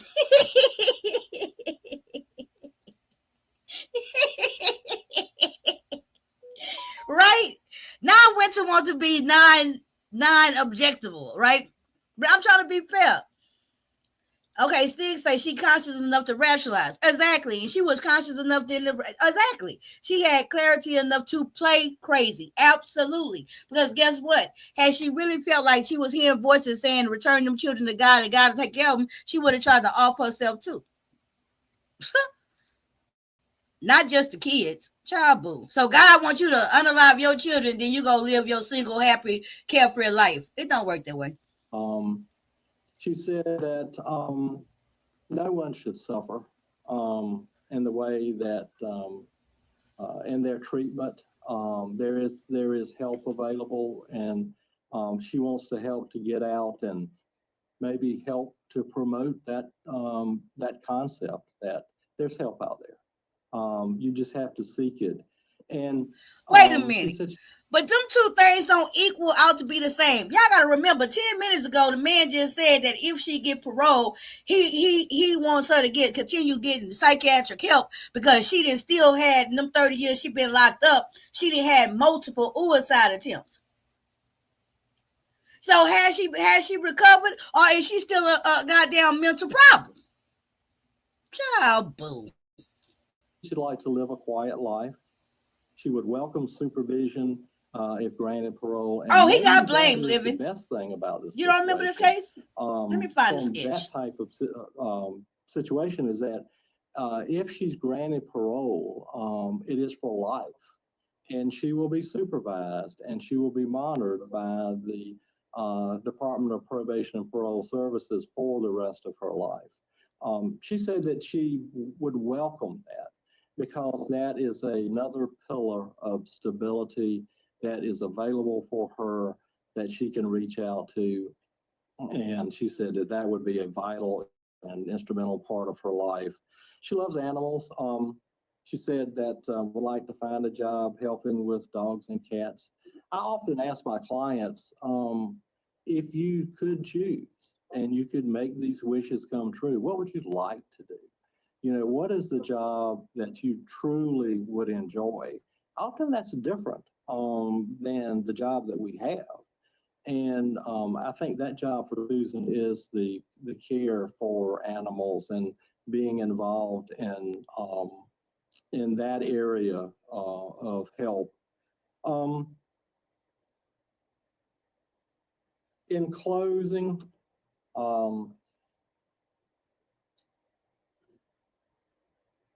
I think that she has indicated to me that her desire is to make her life mean something. something other than the things that she has done to make a positive impact in her life. I talked to somebody, I've spoken to a number of people, and I've spoken to one person that told me they were at the trial, and they said that their impression of Susan was that she was living to die.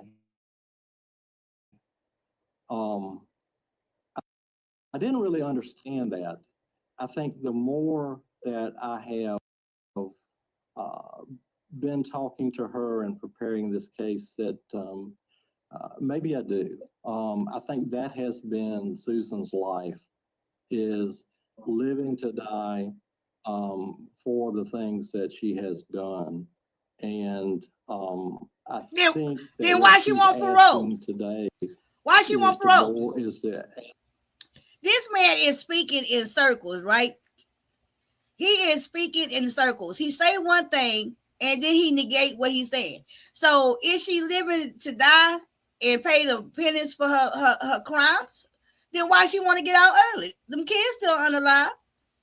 You can't have it both ways. You know, she was conscious enough to blame a black man. Right, that part. He keeps contradicting. Well, exactly. I wouldn't let her take care of an ant farm. Talk about she loves animals. Right, she can't babysit Rock. Gomer Powell's granddaddy just like the sound of his own voice at this point. Shut up. Okay, bloop, bloop, bloop. Yeah, because at this moment, she looking like, will he please shut the hell up? That's what she looking like right now. Like, God damn, when I'm going to get a chance to speak? Damn. Ask the board to consider a parole for her, so maybe she can make something positive out of. Parole her to a mental health facility. That's the only place she needs to go outside of prison. Thank you for your time. I know it's taken a lot of time today. I would just ask if you would please consider her for release. Thank you, sir. We'll be about tired of you. We appreciate all yes, your ma'am. comments. Thank you. And again, thank you for the very detailed packet that you presented. Ms. Smith, yes, ma'am. What would you like to tell us today? Pause before you talk. Hold on. Pause. Before she get to talking, that's what we want to hear. We want to definitely hear from her. However, somebody in the chat, wait a minute, wait. Somebody here must have forgot. Let me see. I should have put a star by it. Hold on. Somebody say, I'm glad. Hold on. Somebody said, I'm glad no innocent black man. Hold on. Let me see. Let me find it. Damn, I can't find it. Let me see. Somebody said something about glad.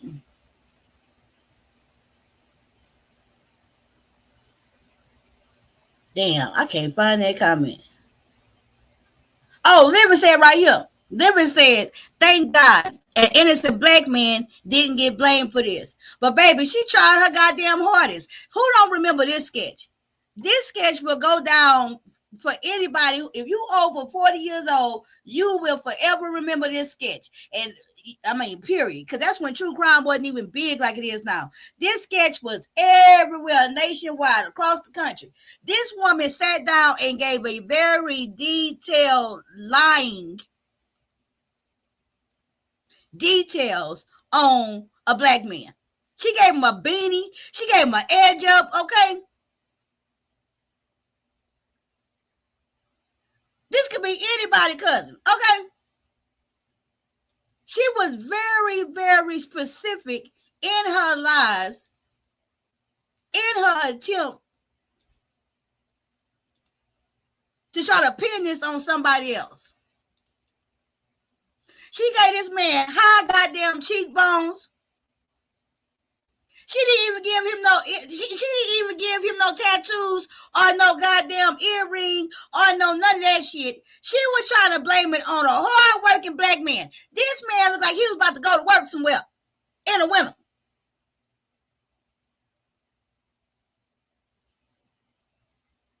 She wasn't even trying to blame it on a stereotypical black, maybe convict or the prisoner or, you know what I'm saying, a bad actor. She tried to blame this shit on a regular old smuggler Joe. with his little beanie on, his haircut and everything. Look like he about to go to work. Okay. I digress. Ciao. Girl, bump. Okay, let's see what Susan got to say. Let's listen. Let's listen. Live reaction. Fair use. I want to say how Uh-oh. very sorry I am.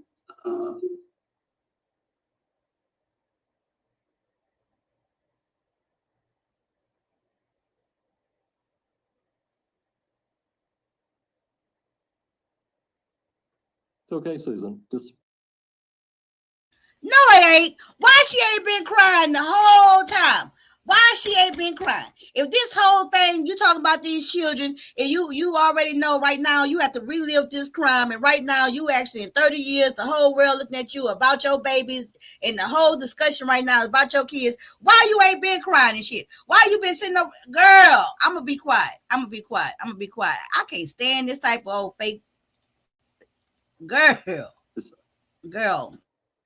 just talk with us.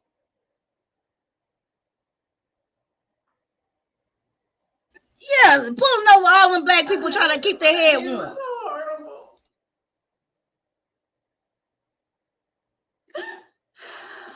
Yeah.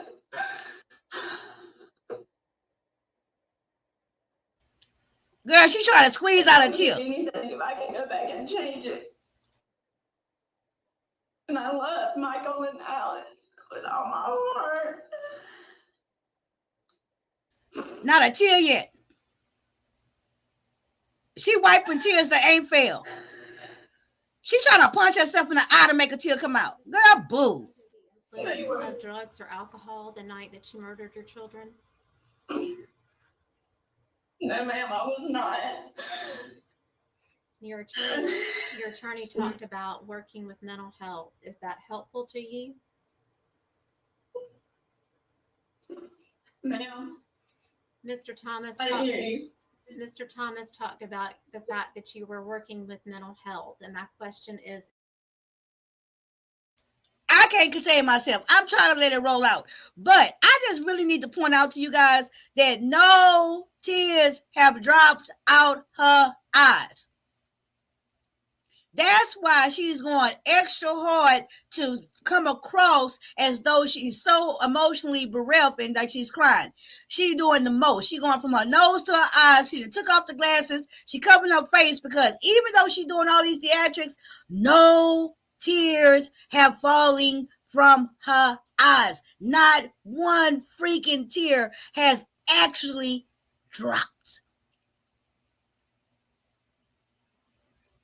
If you look at her body language right now and the performance she's giving, if she was crying that hard right now, where she got to wipe her nose, she's snotting, if she was doing everything how she's trying to purport to be doing, them tears, you would still be able to see them tears falling off her goddamn chin. Please note, you don't see no tears falling off her chin. When she move her hand not wet. Oh my God. is that helpful to you? I'm going to be quiet for 3 minutes. Yes, ma'am. Is that something that you would be willing to continue with on the outside if you were granted parole? Yes, ma'am. Ms. Smith, your crime took a lot of resources from the law enforcement community. What, if anything, would you say to the fact? Girl, she's trying to pull a tear out. So hard to find your children if you had the opportunity to speak to them today. Oh, finally, she got some wetness after she had poked herself in each eye. That I'm sorry that I put them through that. I really, really am. I'm actually sorry to the drivers that I had to find them. I wish I could take that back. I really do. I didn't lie to get away with it. I really didn't. I was just scared. I didn't know how I could tell the people that loved him that they would never see him again. Child. I didn't know how I could tell David he couldn't see his sons again. And I'm sorry. I don't know. I know that's not enough. I know it's not, but I don't know. I know that's just sound like words, but they come from my heart. They really do. One of the things that we review is your institutional record, and you've had some infractions throughout the years, some involving the use of some narcotics. Do you have any issues with drugs or alcohol at this point? I don't. No, ma'am, I don't. And you had a recent disciplinary infraction just a few months ago. So why should this board think that if we grant you parole that you're going to go out and follow the rules and the laws of society if you do not follow the rules within the institution? Exactly, Tramp. Well, this last infraction, I was trusted the wrong person. This lady contacted me and I trusted her. I thought she was going to do a documentary on mental health. And I really am not guilty of what they charged me with. And I have filed an appeal on that charge. And as far as your question, I've never been in trouble before, and the things that I have been found guilty of in here have been just stupidity. I know I made a lot of mistakes in here, and I have learned from them. And before this last infraction, it had been 10 years, because I grew up and I knew that I needed to stop making dumb decisions, and I did. I knew it was time to grow up and do the right thing. I just made a lot of pause. So according, I don't know if I made it three. Look here. So it took her, according to her, she just got in trouble a few months ago. She says she ain't do it. She appeal. Okay. Now she says the last time she had got in trouble was 10 years ago. Y'all do realize that 10 years ago, she had served 20 goddamn years. So it took her 20 years, according to what she's saying right now. At the 20-year mark is when she decided in prison to stop doing dumb shit. Okay, so if that's the truth, that you stopped at 20 years, make better decisions, it goes to say to me, you need at least 5-10 more years to keep practicing making good decisions. Child, if you took you 20 years to start making decisions to stop making bad choices, you need at least 10-15 years to practice making goddamn good decisions. Let's continue. Dumb choices and Denied. mistakes in here. So I know I've learned from those mistakes. What do you feel is the most And I'm not important gonna do thing that that. you've learned while you've been incarcerated? Ma'am, What do you think is the most important thing that you have learned while you have been incarcerated?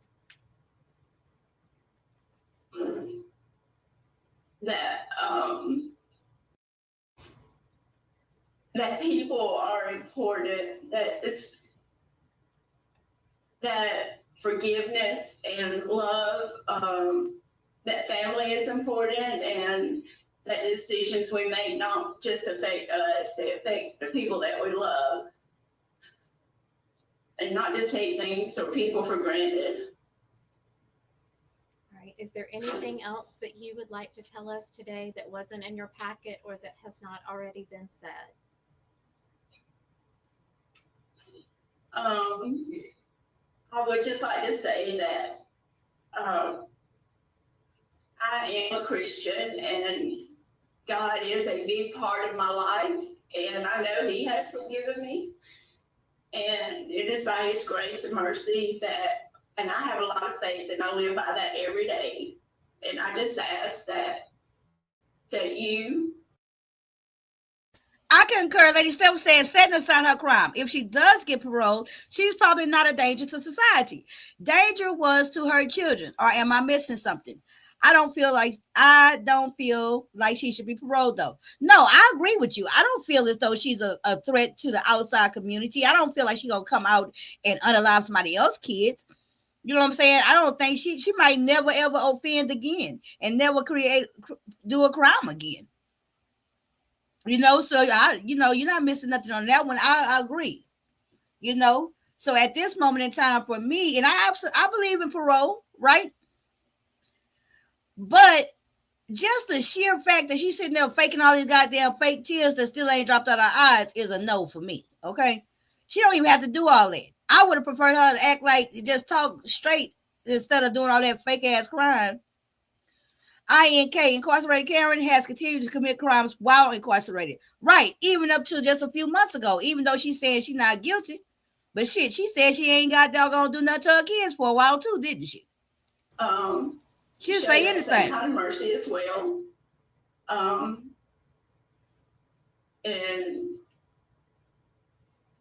I guess, yeah, that's it.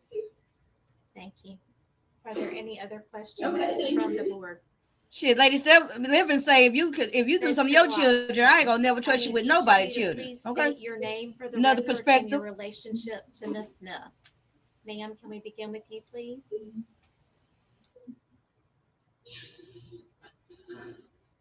Ma'am, state your name and your relationship. What? Ma'am, state your name and the relationship. I did not. Is it I? Yes, ma'am. I'm Ann Curry, and I'm a long-term friend and supporter of Susan. Thank you, Ms. Curry. And sir, your name, please. And the Lord have mercy. Child. I'm the Reverend Tom Curry. I've known Susan briefly when she was a teenager, when I was called in for one session each, counseling about two different matters, once by her teacher and once by Susan. And I testified in her trial, which in the sentencing phase. And very lady stuff, absolutely. By writing her weekly for the last 30 years. I did this because I felt that she needed somebody to remind her that her whole life was not caught up in that one experience, but that she could put her life back together, because her life was in such turmoil when all this happened. And I think she's a different person now. And that's what I want to talk about when I get a chance to say a word about it. I have new hearing aids, and I can't always hear your questions, but my mind's fine, and I'm just a retired Presbyterian minister alone. Well, thank you, Mr. Curry. We appreciate that, and you're welcome. You're welcome to make your statement that you would like to make right now. Oh. All right. Okay, I want to start with her trial. Mr. Curry, let me interrupt you before you get too far into that. We are not here to retry her case in any form or fashion. That is not the purpose of the parole board. We are here to determine if she is a good candidate for parole, and if so, we would set the parameters of that parole. But in no way can we discuss the trial or her case. She was convicted of 2 counts of murder. If you'd like to speak to anything outside of that, you're welcome to. Okay, now, I just want to say 2 things about the trial. I only went to the trial for a 1 Wait a minute. Y'all know good and damn well that man didn't hear shit that woman just said. He got 2 hearing aids in, okay? 1 in each ear. He couldn't even hear them say, state your name and whatever. So you know good and damn well that man didn't hear and understand what that woman said at all. At all. So therefore, her saying all that shit about not wanting to hear about the trial and shit, all he heard was blah, blah, blah, blah, blah, blah, blah, blah, blah. And so that's why he say, so 2 things I want to say about the trial.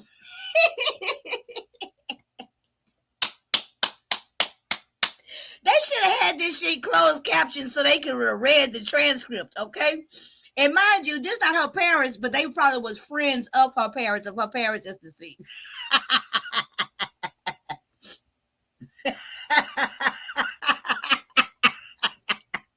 But I don't even think he heard what she was just saying. She said too many words in a row, not enough pauses. She didn't get no louder. The man did not even hear what she just said. So let him say his two damn things about this goddamn trial. Period. Against the death penalty. And the two things that I picked up from the trial itself was one, a prison guard who came, a female, who said that she had not seen a criminal as remorseful as Susan was, and that she felt her remorse for what she had done was genuine. And the second thing was one of the jurors, the prosecuting attorney was pushing hard for the death penalty, and the jury voted not, and they voted life, as y'all have already mentioned. But one of the jurors said that she felt like that it would be harder for Susan to live with what she had done than to die. And I thought that was a true statement.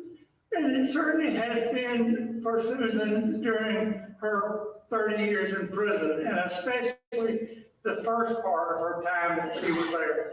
It's been mentioned she attempted suicide several times, and she had a couple of run-ins where guards were able to use her for their pleasure, and that's a bad situation, and was dealt Thank you for with. the cash She was app. not the only prisoner involved. All right, thank you, Mr. Curry. Thank you for your comments. Thank you for your comments. Mrs. Curry, do you wish to say anything? Yes, please, and thank you for letting us speak. Wait. Do y'all see how long he had his mouth open? Like, wait a minute, did she just cut me off? Wait 1 minute. What, y'all still talking? Say what now? Don't nobody cut off the good pastor, okay? To say that I really think Susan is ready for parole now. She has surrounded herself with a caring support community that advises and encourages her, and she listens to them. As Mr. Thomas said, she has done everything she can to prepare herself to live outside of prison and taking courses and learning how to teach and caring about other people and working on teams and projects together. And thirdly, as both of them have said, she is not the young woman who went into prison 30 years ago. She is much stronger. She has grieved, is still grieving, will always grieve. But she's learned from it. And she has experienced paralyzing remorse and survived. Today, she wants to begin to rebuild her life, and I hope you'll give her that chance. I want to say one more word. For the last 2 years, now remember, I wrote her for 30 years, once a week, pretty close to every week. And that is the last 2 years, I've ended my letters by saying, Susan, you live in a needy place. Right? Share God's love with those around you and with your other contacts, but always live in hope for your own future. There is a time when you will live on your own again past prison. And that's what I hope y'all will give her the chance to do at this time. Oh, that was a good closing statement. Very good. She's a different person from what she was 30 years ago. And I've probably been in contact with her talking about spiritual things, but also just trying to enlarge her life by telling her about what's going on in the world around her and in the Curry family. She's the same age as one of my children. All right. Okay, at this moment, I love them, right? At this moment, I love the good pastor and the pastor's wife, okay? Because, baby, you can tell they've been together for about 60 some years. If y'all notice, she tries to curb her husband and long windedness when she puts that hand on his thigh, okay? That every time she put her hand on her husband's thigh, that's her way of saying, okay, baby, they hear you. They hear you. Go ahead and start closing it up. Go ahead and start closing it up. You know what I'm saying? She is right in not trying to just disturb him or trying to cut him off or try to reel him in. She just puts that hand thoughtfully on his thigh, which I must say, her hand is very high up that goddamn thigh, okay, to get his attention. But I think they're so ladylike and so respectful. I love that. I love that. Let's continue. I love that. Living say they don't realize how evil she is. Right, Living, but guess what? This is where I'm playing devil's advocate, right? This is where I'm playing devil's advocate. Are we to believe that is no room for her to have been redeemed, right? No room for redemption. No room for repentance, no room for rehabilitation. Just playing devil's advocate. Just playing devil's advocate. Thank you, Mr. Curry. We appreciate all of your comments, sir. We appreciate all of your comments and all of your information. Mr. Thomas, anything in closing, sir? Girl, she about to grab a ball if she don't be careful. I really would ask the board to take the time to consider Susan's request for parole. I do believe not how up his thigh is dumb. Insight into things that we've done, and as far as things that we need to do to get out of the Department of Corrections and to try to make our life worthwhile or mean something. I think Susan is at that point, and I just again thank you for listening today, and hope you would consider our presentation. Oh my God! So now we're finna hear the people in opposition. And thank you, Mr. and Mrs. Curry. We certainly appreciate all that's of gonna you be joining interesting. us today. If you all will please exit the rooms, we will have an answer for you later today. Thank you for joining. And I wonder, because I haven't watched this, so now we're finna hear from the opposition, right? So the first thing I'm wondering, and don't nobody tell me, no spoilers. But I want to know I'm wondering, I'm waiting to see, is the husband gonna be here to speak in opposition? I really want to know that. So let's look and see. Don't tell me if he did. As the room clears.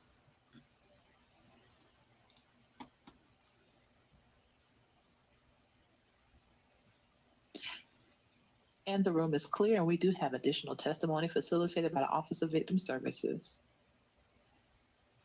This way is all victims join from central office.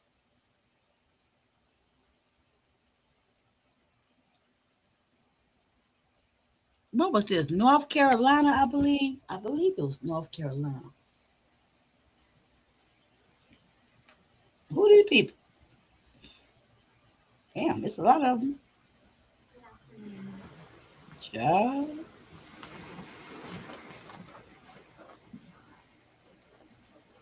You all come on in. Thank you.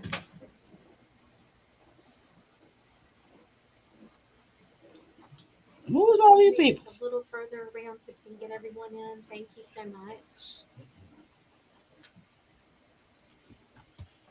Living say if she was truly sorry and asked for forgiveness, she would just do her time. If that was me, I would say I deserve to be in here the rest of my life. Okay. Susan Smith, is that correct? Yes. We are so very, very sorry for the circumstances that brought you all to be a part of this hearing today. Oh Lord, I didn't talk through who they is. Let me rewind it. I talk too much. Hold on. So much. Hold on. I talked all through them saying who the hell they was. Okay, my bad. I talk a lot. Let me see. And thank you so much.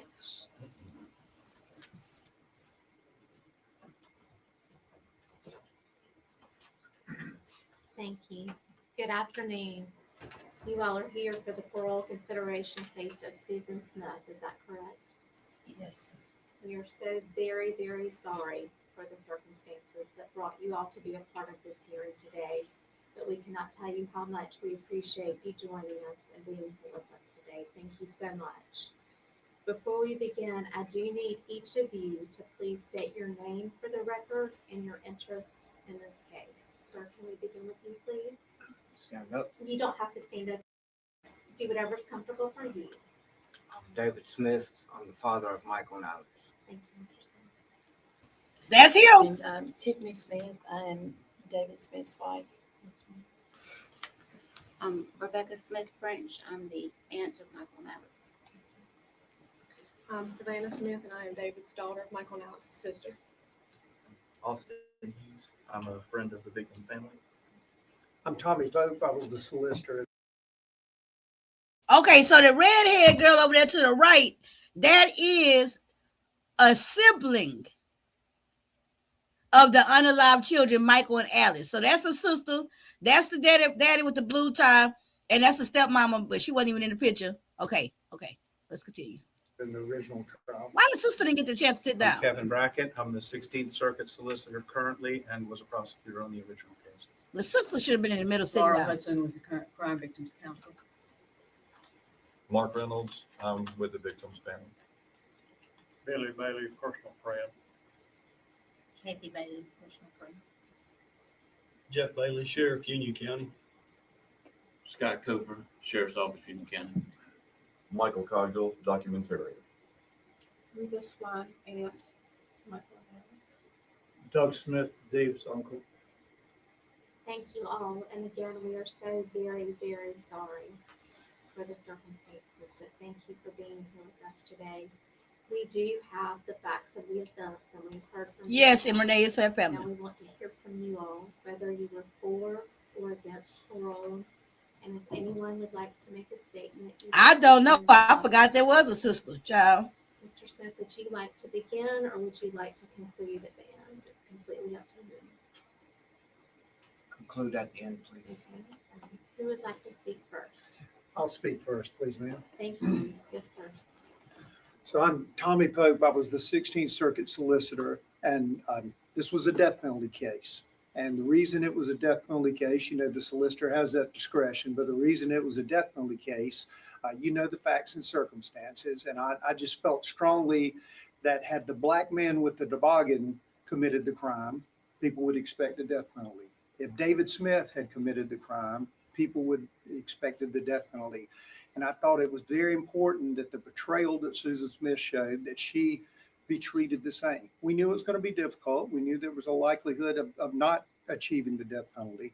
But I think it's important to note the jury at the time actually asked, what did life mean? And you may be aware, but in that time, life did not mean life. Life became life in 96. We tried the case in 95. So the jury was asked, and the judge was required to instruct the jury that you take life and death in its plain and usual meaning. Carrying that forward, the jury showed her mercy. The jury gave her a life sentence. But one of the jurors, or more of the jurors, after the fact, and speaking to the media, said that they believed the life sentence was the greater punishment because they believed that Susan should have to reflect on what she did to Michael and Alex, that she should have to spend the rest of her life thinking about what she'd done.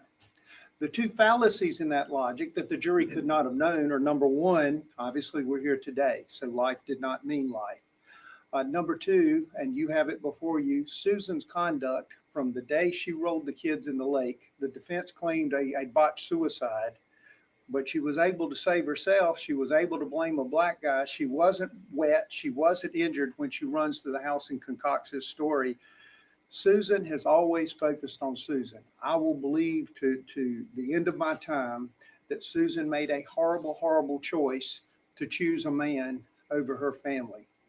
I said the boys were in the car. Baby. Her wedding gown was in the car. Her wedding album was in the car. She thought in a nice package she could roll that away. If she could have put David in the car, he would have been there too. In a nice package, she could roll that away and start this new life with this other man. And she led everyone on David for 9 horrible days. And so as you look at her conduct in prison, whether it was a relationship with guards, the social media, the attention, Ooh-wee. the conduct recently with the publisher.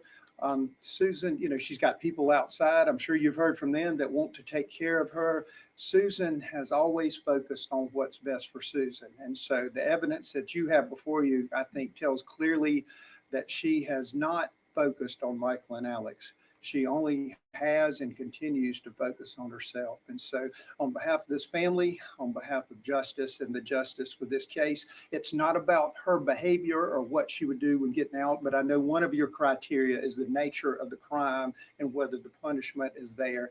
And I would submit for the crime she committed, the action she committed, that punishment has not been achieved yet. And so I would ask you to deny parole. Now, thank you for your time. Ooh-wee. Now that's how you have something to say, baby. Would anyone else like to speak? He didn't pull the curtain off that thing, huh? Madam Chairman, Chair Lady, and members of the board, thank you so much for giving me the opportunity to speak here today.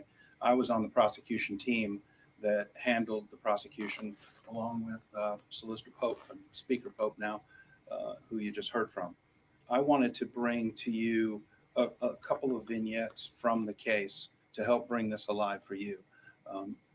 In the course of preparing for today, I've gone back over the case. I've reviewed the file. I've pulled some of the evidence out, which is in a closet just off my office.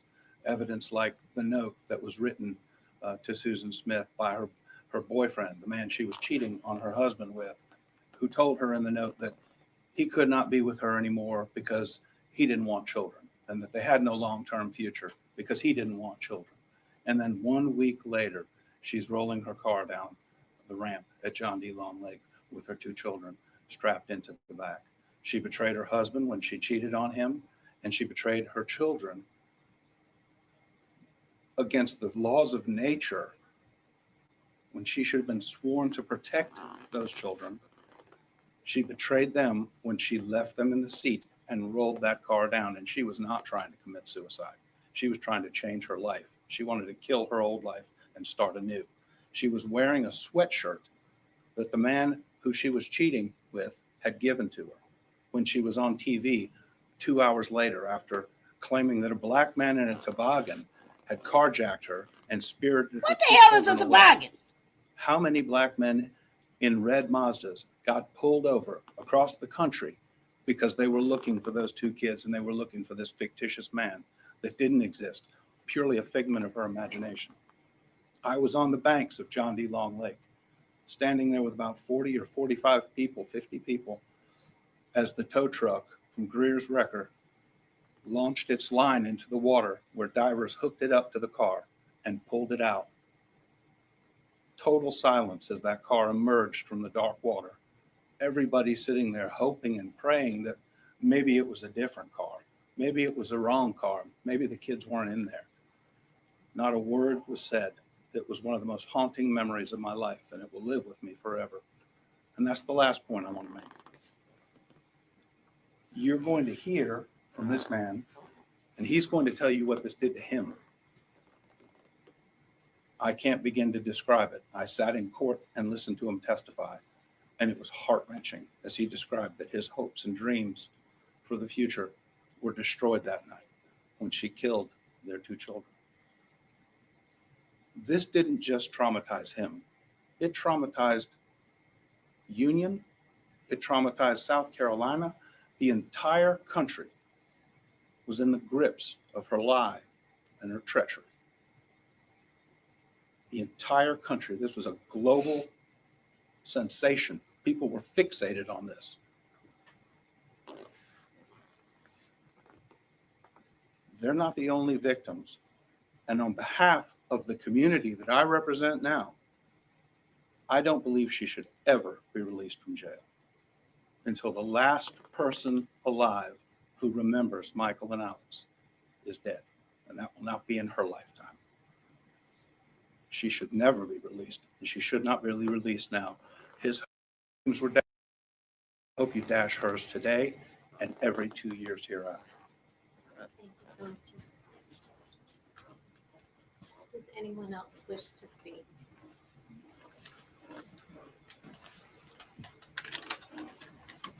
Okay.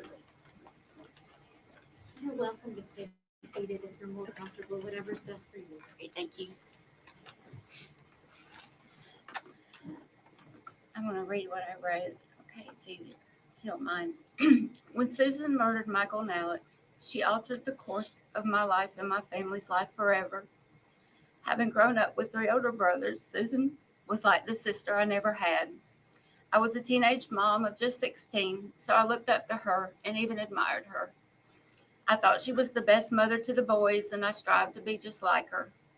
I would even leave my own daughter with her while I attended night school. Okay, Lemon, have a great betrayed us and afternoon. took the lives of those boys Evening. and then lied about it.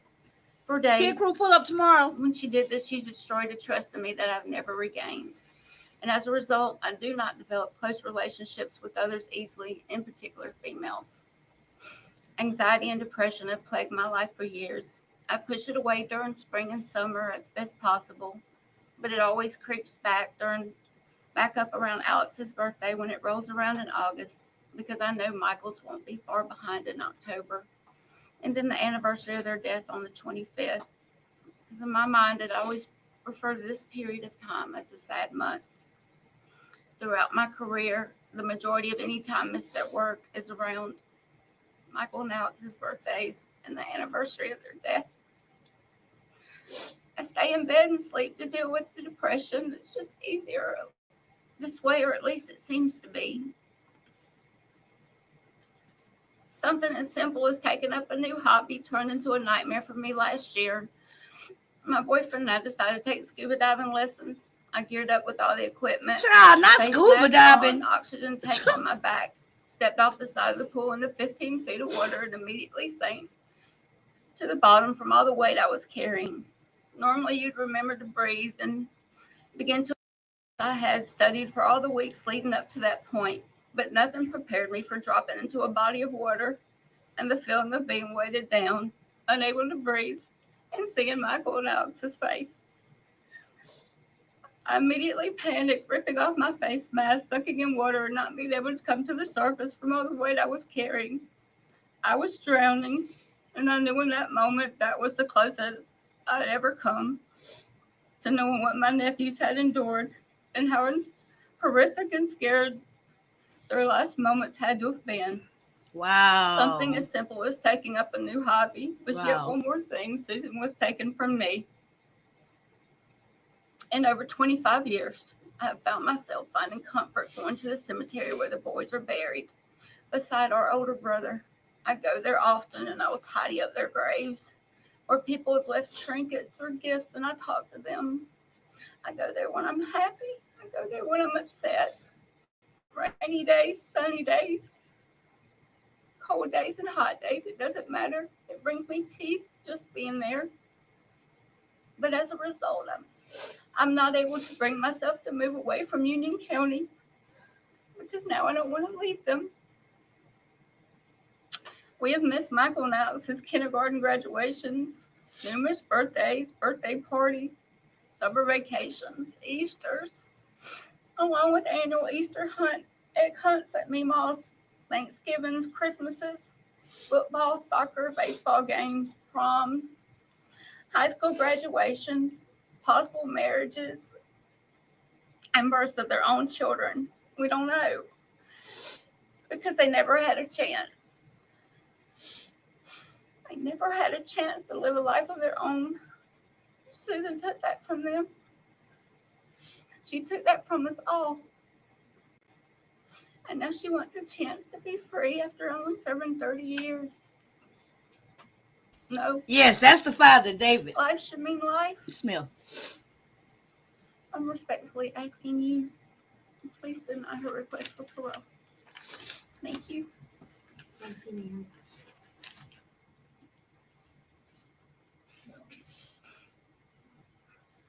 I apologize if I get a little bit emotional. I drove down from Detroit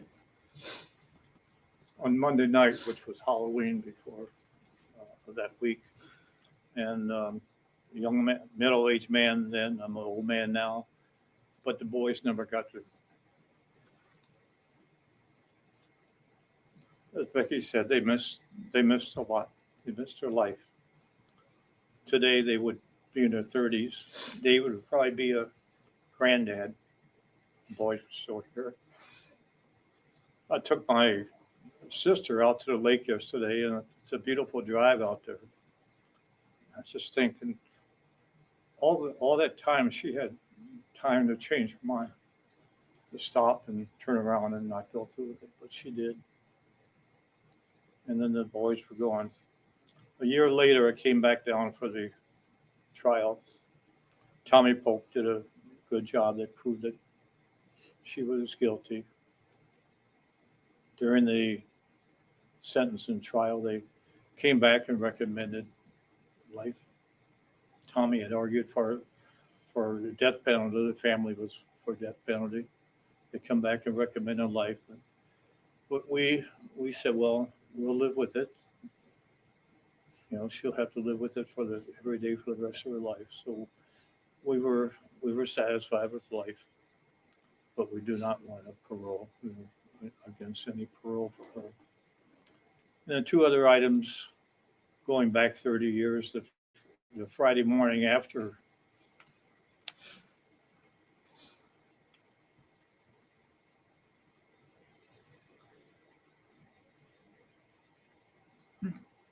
apologize.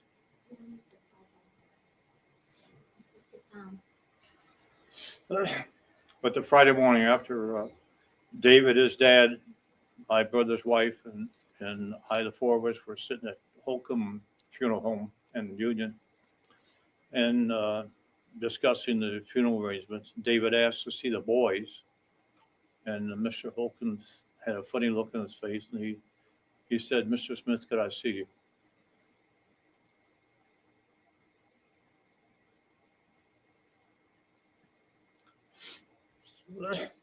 So we went out, and he said, "You know, your nephew can't see the boys."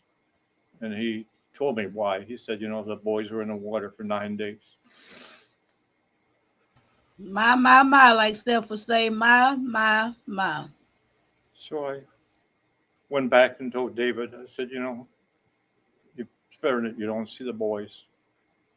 And I think deep down he understood why.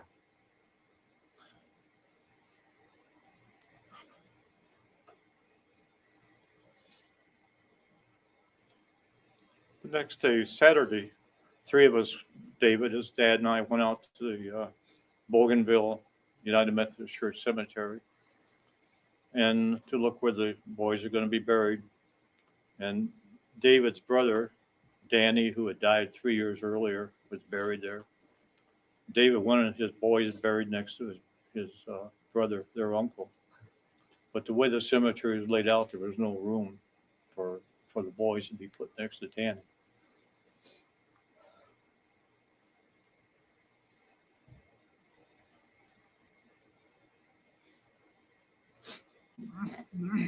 So I found the cemetery custodian and asked him if it were possible to move Danny. And he said, "Well, yes, if that's what the family wants, we can move Danny." So I went back and saw my brother. Said, "You know, David wants the boys to be next to their uncle. Would you have a problem if we moved Danny?"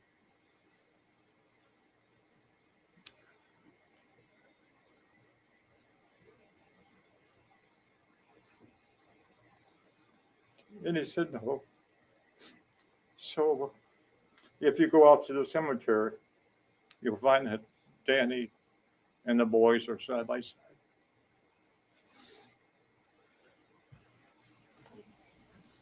Ciao. Does anyone else wish to speak? Yes, I'll vote this. Girl, you wasn't even married. As David's. I guess she got. Okay, hold on. Why this woman not just sitting there and being a support person? Huh? Why everybody got to say something? We done had some great talkers. We done had some great people that put everything on the table. As far as from the law enforcement, we done had some very touching, moving blood family. This woman don't need to have to say shit. Why she can't just sit there like that other a good pastor and his wife and sit there and comfort her husband? Oh my God, attention seeking. She don't have to. I just don't feel like she needs to say shit. But hey, let's continue. Oh my God, she wasn't even nowhere around. His wife. I stood by him for the last 30 years and watched his pain, his suffering, his dark days that you cannot imagine. It's been hard as a loving wife to stand back and watch him suffer the pain that he has gone through. To not want to get out of bed some days. To not be able to get out of bed.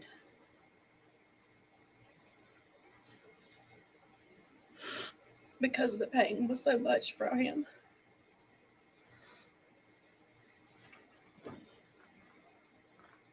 And for 30 years, we have thought this day would never come. But yet here we are.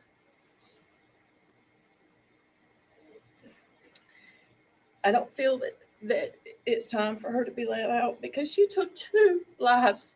She didn't just take 1. She took 2 precious little boys that we haven't been able to watch grow up. And as Becky stated earlier, all the things that we've missed out on because of them not being here, all the things they missed out on growing up in and doing. She didn't have nothing to add. She just wanted attention. And for her to be in prison for the last 30 years, you would think that she would have thought about what she's done. She would have said, I'm sorry. But she hasn't said, I'm sorry. She hasn't even called him. She hasn't even told him she's sorry. Much less the world. For 9 days, all I can think about is how much she lied and manipulated everybody. The whole world. I watched it and believed her myself. Girl, she having I a wanted moment. her to be telling the truth. But to be betrayed by her lies. And that just makes me feel like if she could do that then, whatever she's told you today, I'm sure were probably lies as well.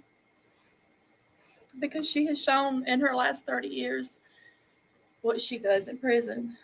She's all about herself. It's all about what she can do to make her life better.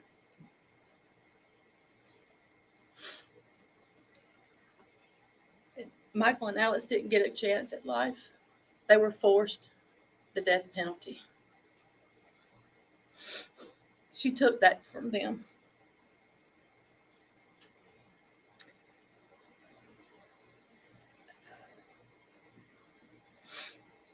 The lives of this family has been forever changed. I wish they would be showing Susan Smith's face at this moment listening to this lady. It caused us to be a little overprotective of our now daughter. A little bit more than we probably should have been. Oh, pause. Oh, okay. So this is that sister girl over there. There is a half sister of the boys. That's a child the daddy didn't have with this woman here. So she wasn't alive and she wasn't there. I should have known that, seeing how she was so young with the time of the unaliving. She a half sister from his new marriage. Okay. Because we were afraid something might happen to her.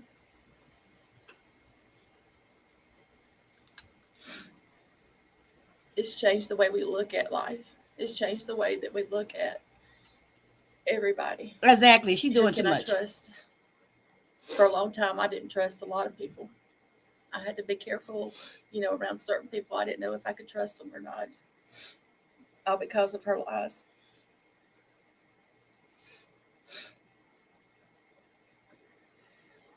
Okay, lady. Okay. Can we hear from him? Help give this family some peace. It would be best if Susan stayed behind bars and stay in prison for the rest of her life. I respectfully ask you to keep her in. Thank you.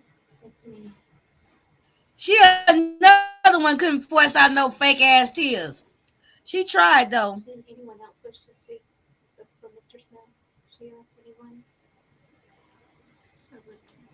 Oh, God. Forgive me.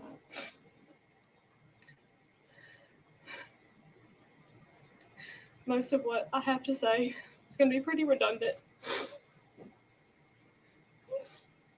But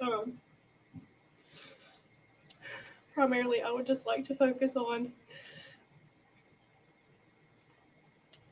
since I came after the fact, what I had stolen from me was 2 older brothers, the good and the bad of having older siblings. And I now try to use my life as a way to live for them. And growing up, I didn't quite understand it my whole life, but I really did. I felt like I had witnessed it, like I was there. The pain that not only was caused to me in like a domino effect, but what I have seen firsthand with my father, my aunt,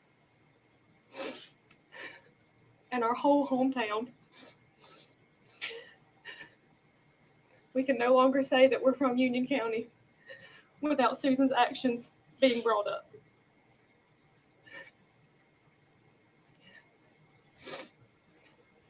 And just for the sake of all of us and our whole community, I ask that you deny her request.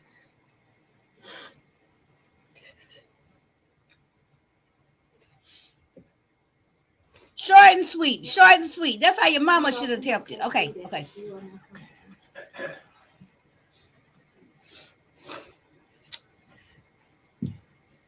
Madam Chairman, members of the committee.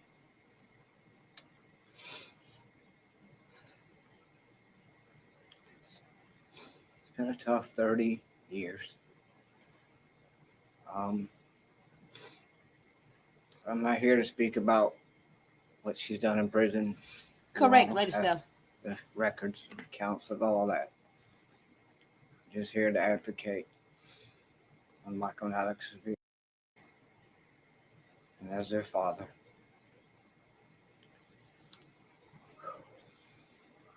You know,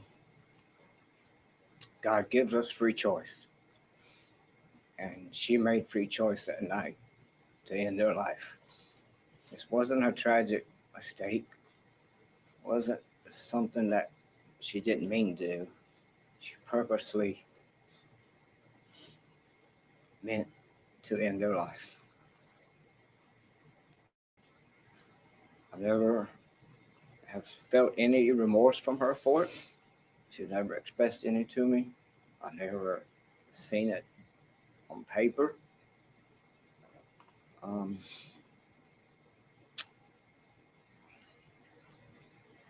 No, you've heard, she changed my life for the rest of my life that night.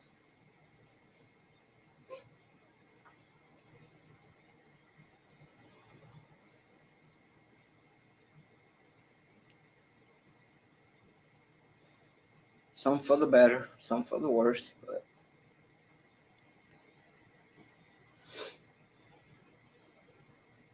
what she did, not only to Michael and Alex, she came pretty close to causing me to end my life because of the grief that she brought upon me. But thankfully she didn't. I understand back in 95 that through the state's law, life in prison meant 30 years to life. And now that's different, but at that time, that's what counts. I understand that.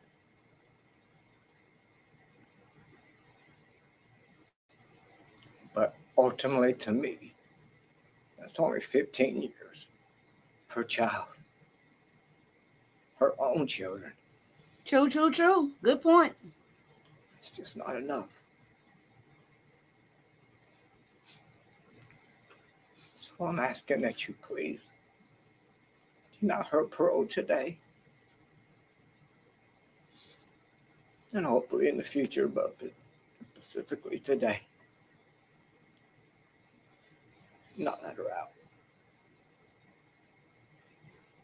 I miss them very much, and I love them very much. And I will be here every 2 years going forward to ensure that your death doesn't go in vain. Thank you. Thank you so much, Mr. Smith. Okay, so what we think about the father? I think that was very well said. I think it was very poignant, and sincere, and I think the one thing that really stick out to me in what he was saying, I think is very, very important to recognize the fact that Susan Smith, in his 30 years, have never apologized to him. You want to talk about redemption? You want to talk about rehabilitation and accountability? If nobody else in the world needed to hear from her, I'm sorry. If she didn't owe nobody else, I'm sorry in the world, except for this man. And so the mere fact that she's never, ever tried to express that, that's very telling. How sincere can you be? You never apologized to the father of the children. You took his children too.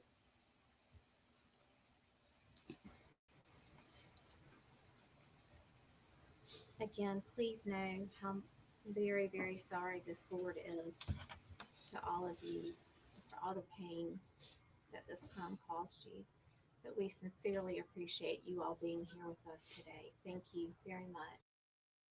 For the reminder with the picture of Alex and Michael. They were beautiful children. So thank you for reminding us of that today. We wish you the very best. And if no one else has anything else that they would like to say, if you all will exit with these ladies over here, we'll have an answer for you shortly. Thank you so much for being here.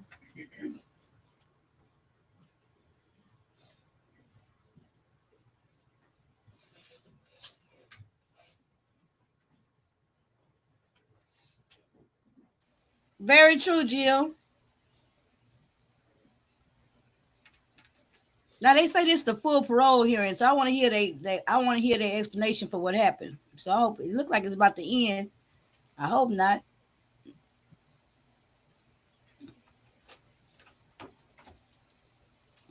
Oh, they didn't came to a decision that goddamn fast. Let's see.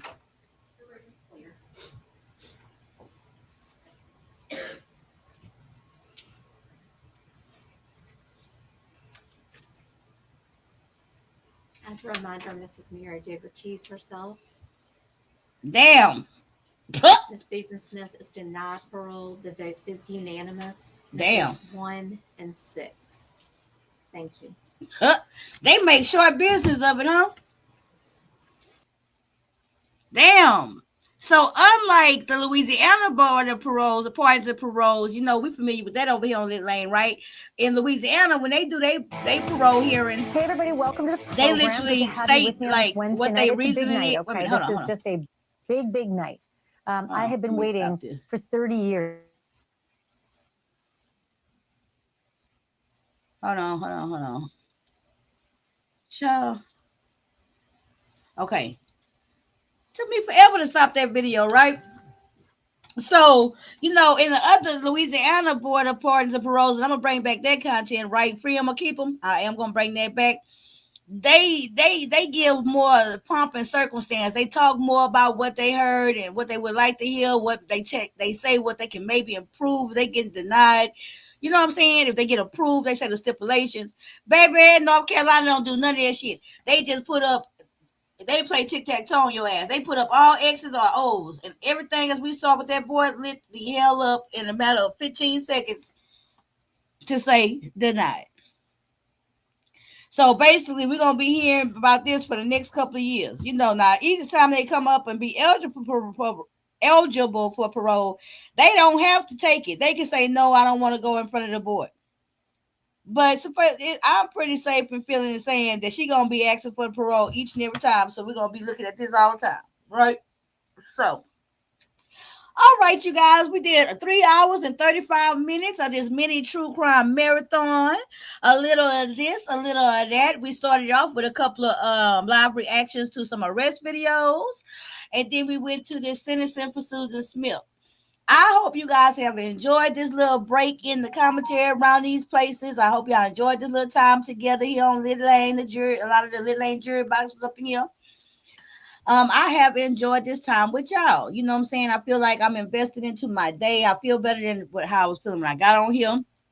And I want to say, don't forget, tomorrow is the 2 p.m. Central Standard Time. We will be doing the pit crew pull-up, our membership live, okay? So make sure y'all join me for that. I need to go ahead and schedule it. And yeah, okay? All right, you guys. Thank y'all for riding along with me with this content on this Saturday after Thanksgiving. Y'all gonna enjoy the rest of y'all day, eat the rest of y'all foods, watch some good TVs and shows. Oh, what did I watch yesterday? I now this might be old. I know it's old because it's been on my watch list forever. But I watched on Hulu. I finally got around to watching Quiz Lady, right, with the Asian actresses and stuff. So that was a good little light to just to watch and spare the time, and it was interesting. Had little funny moments. So I watched the Quiz Lady, and I watched I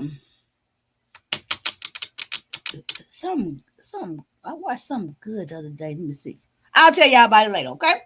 All right. Bye, everybody. No outro.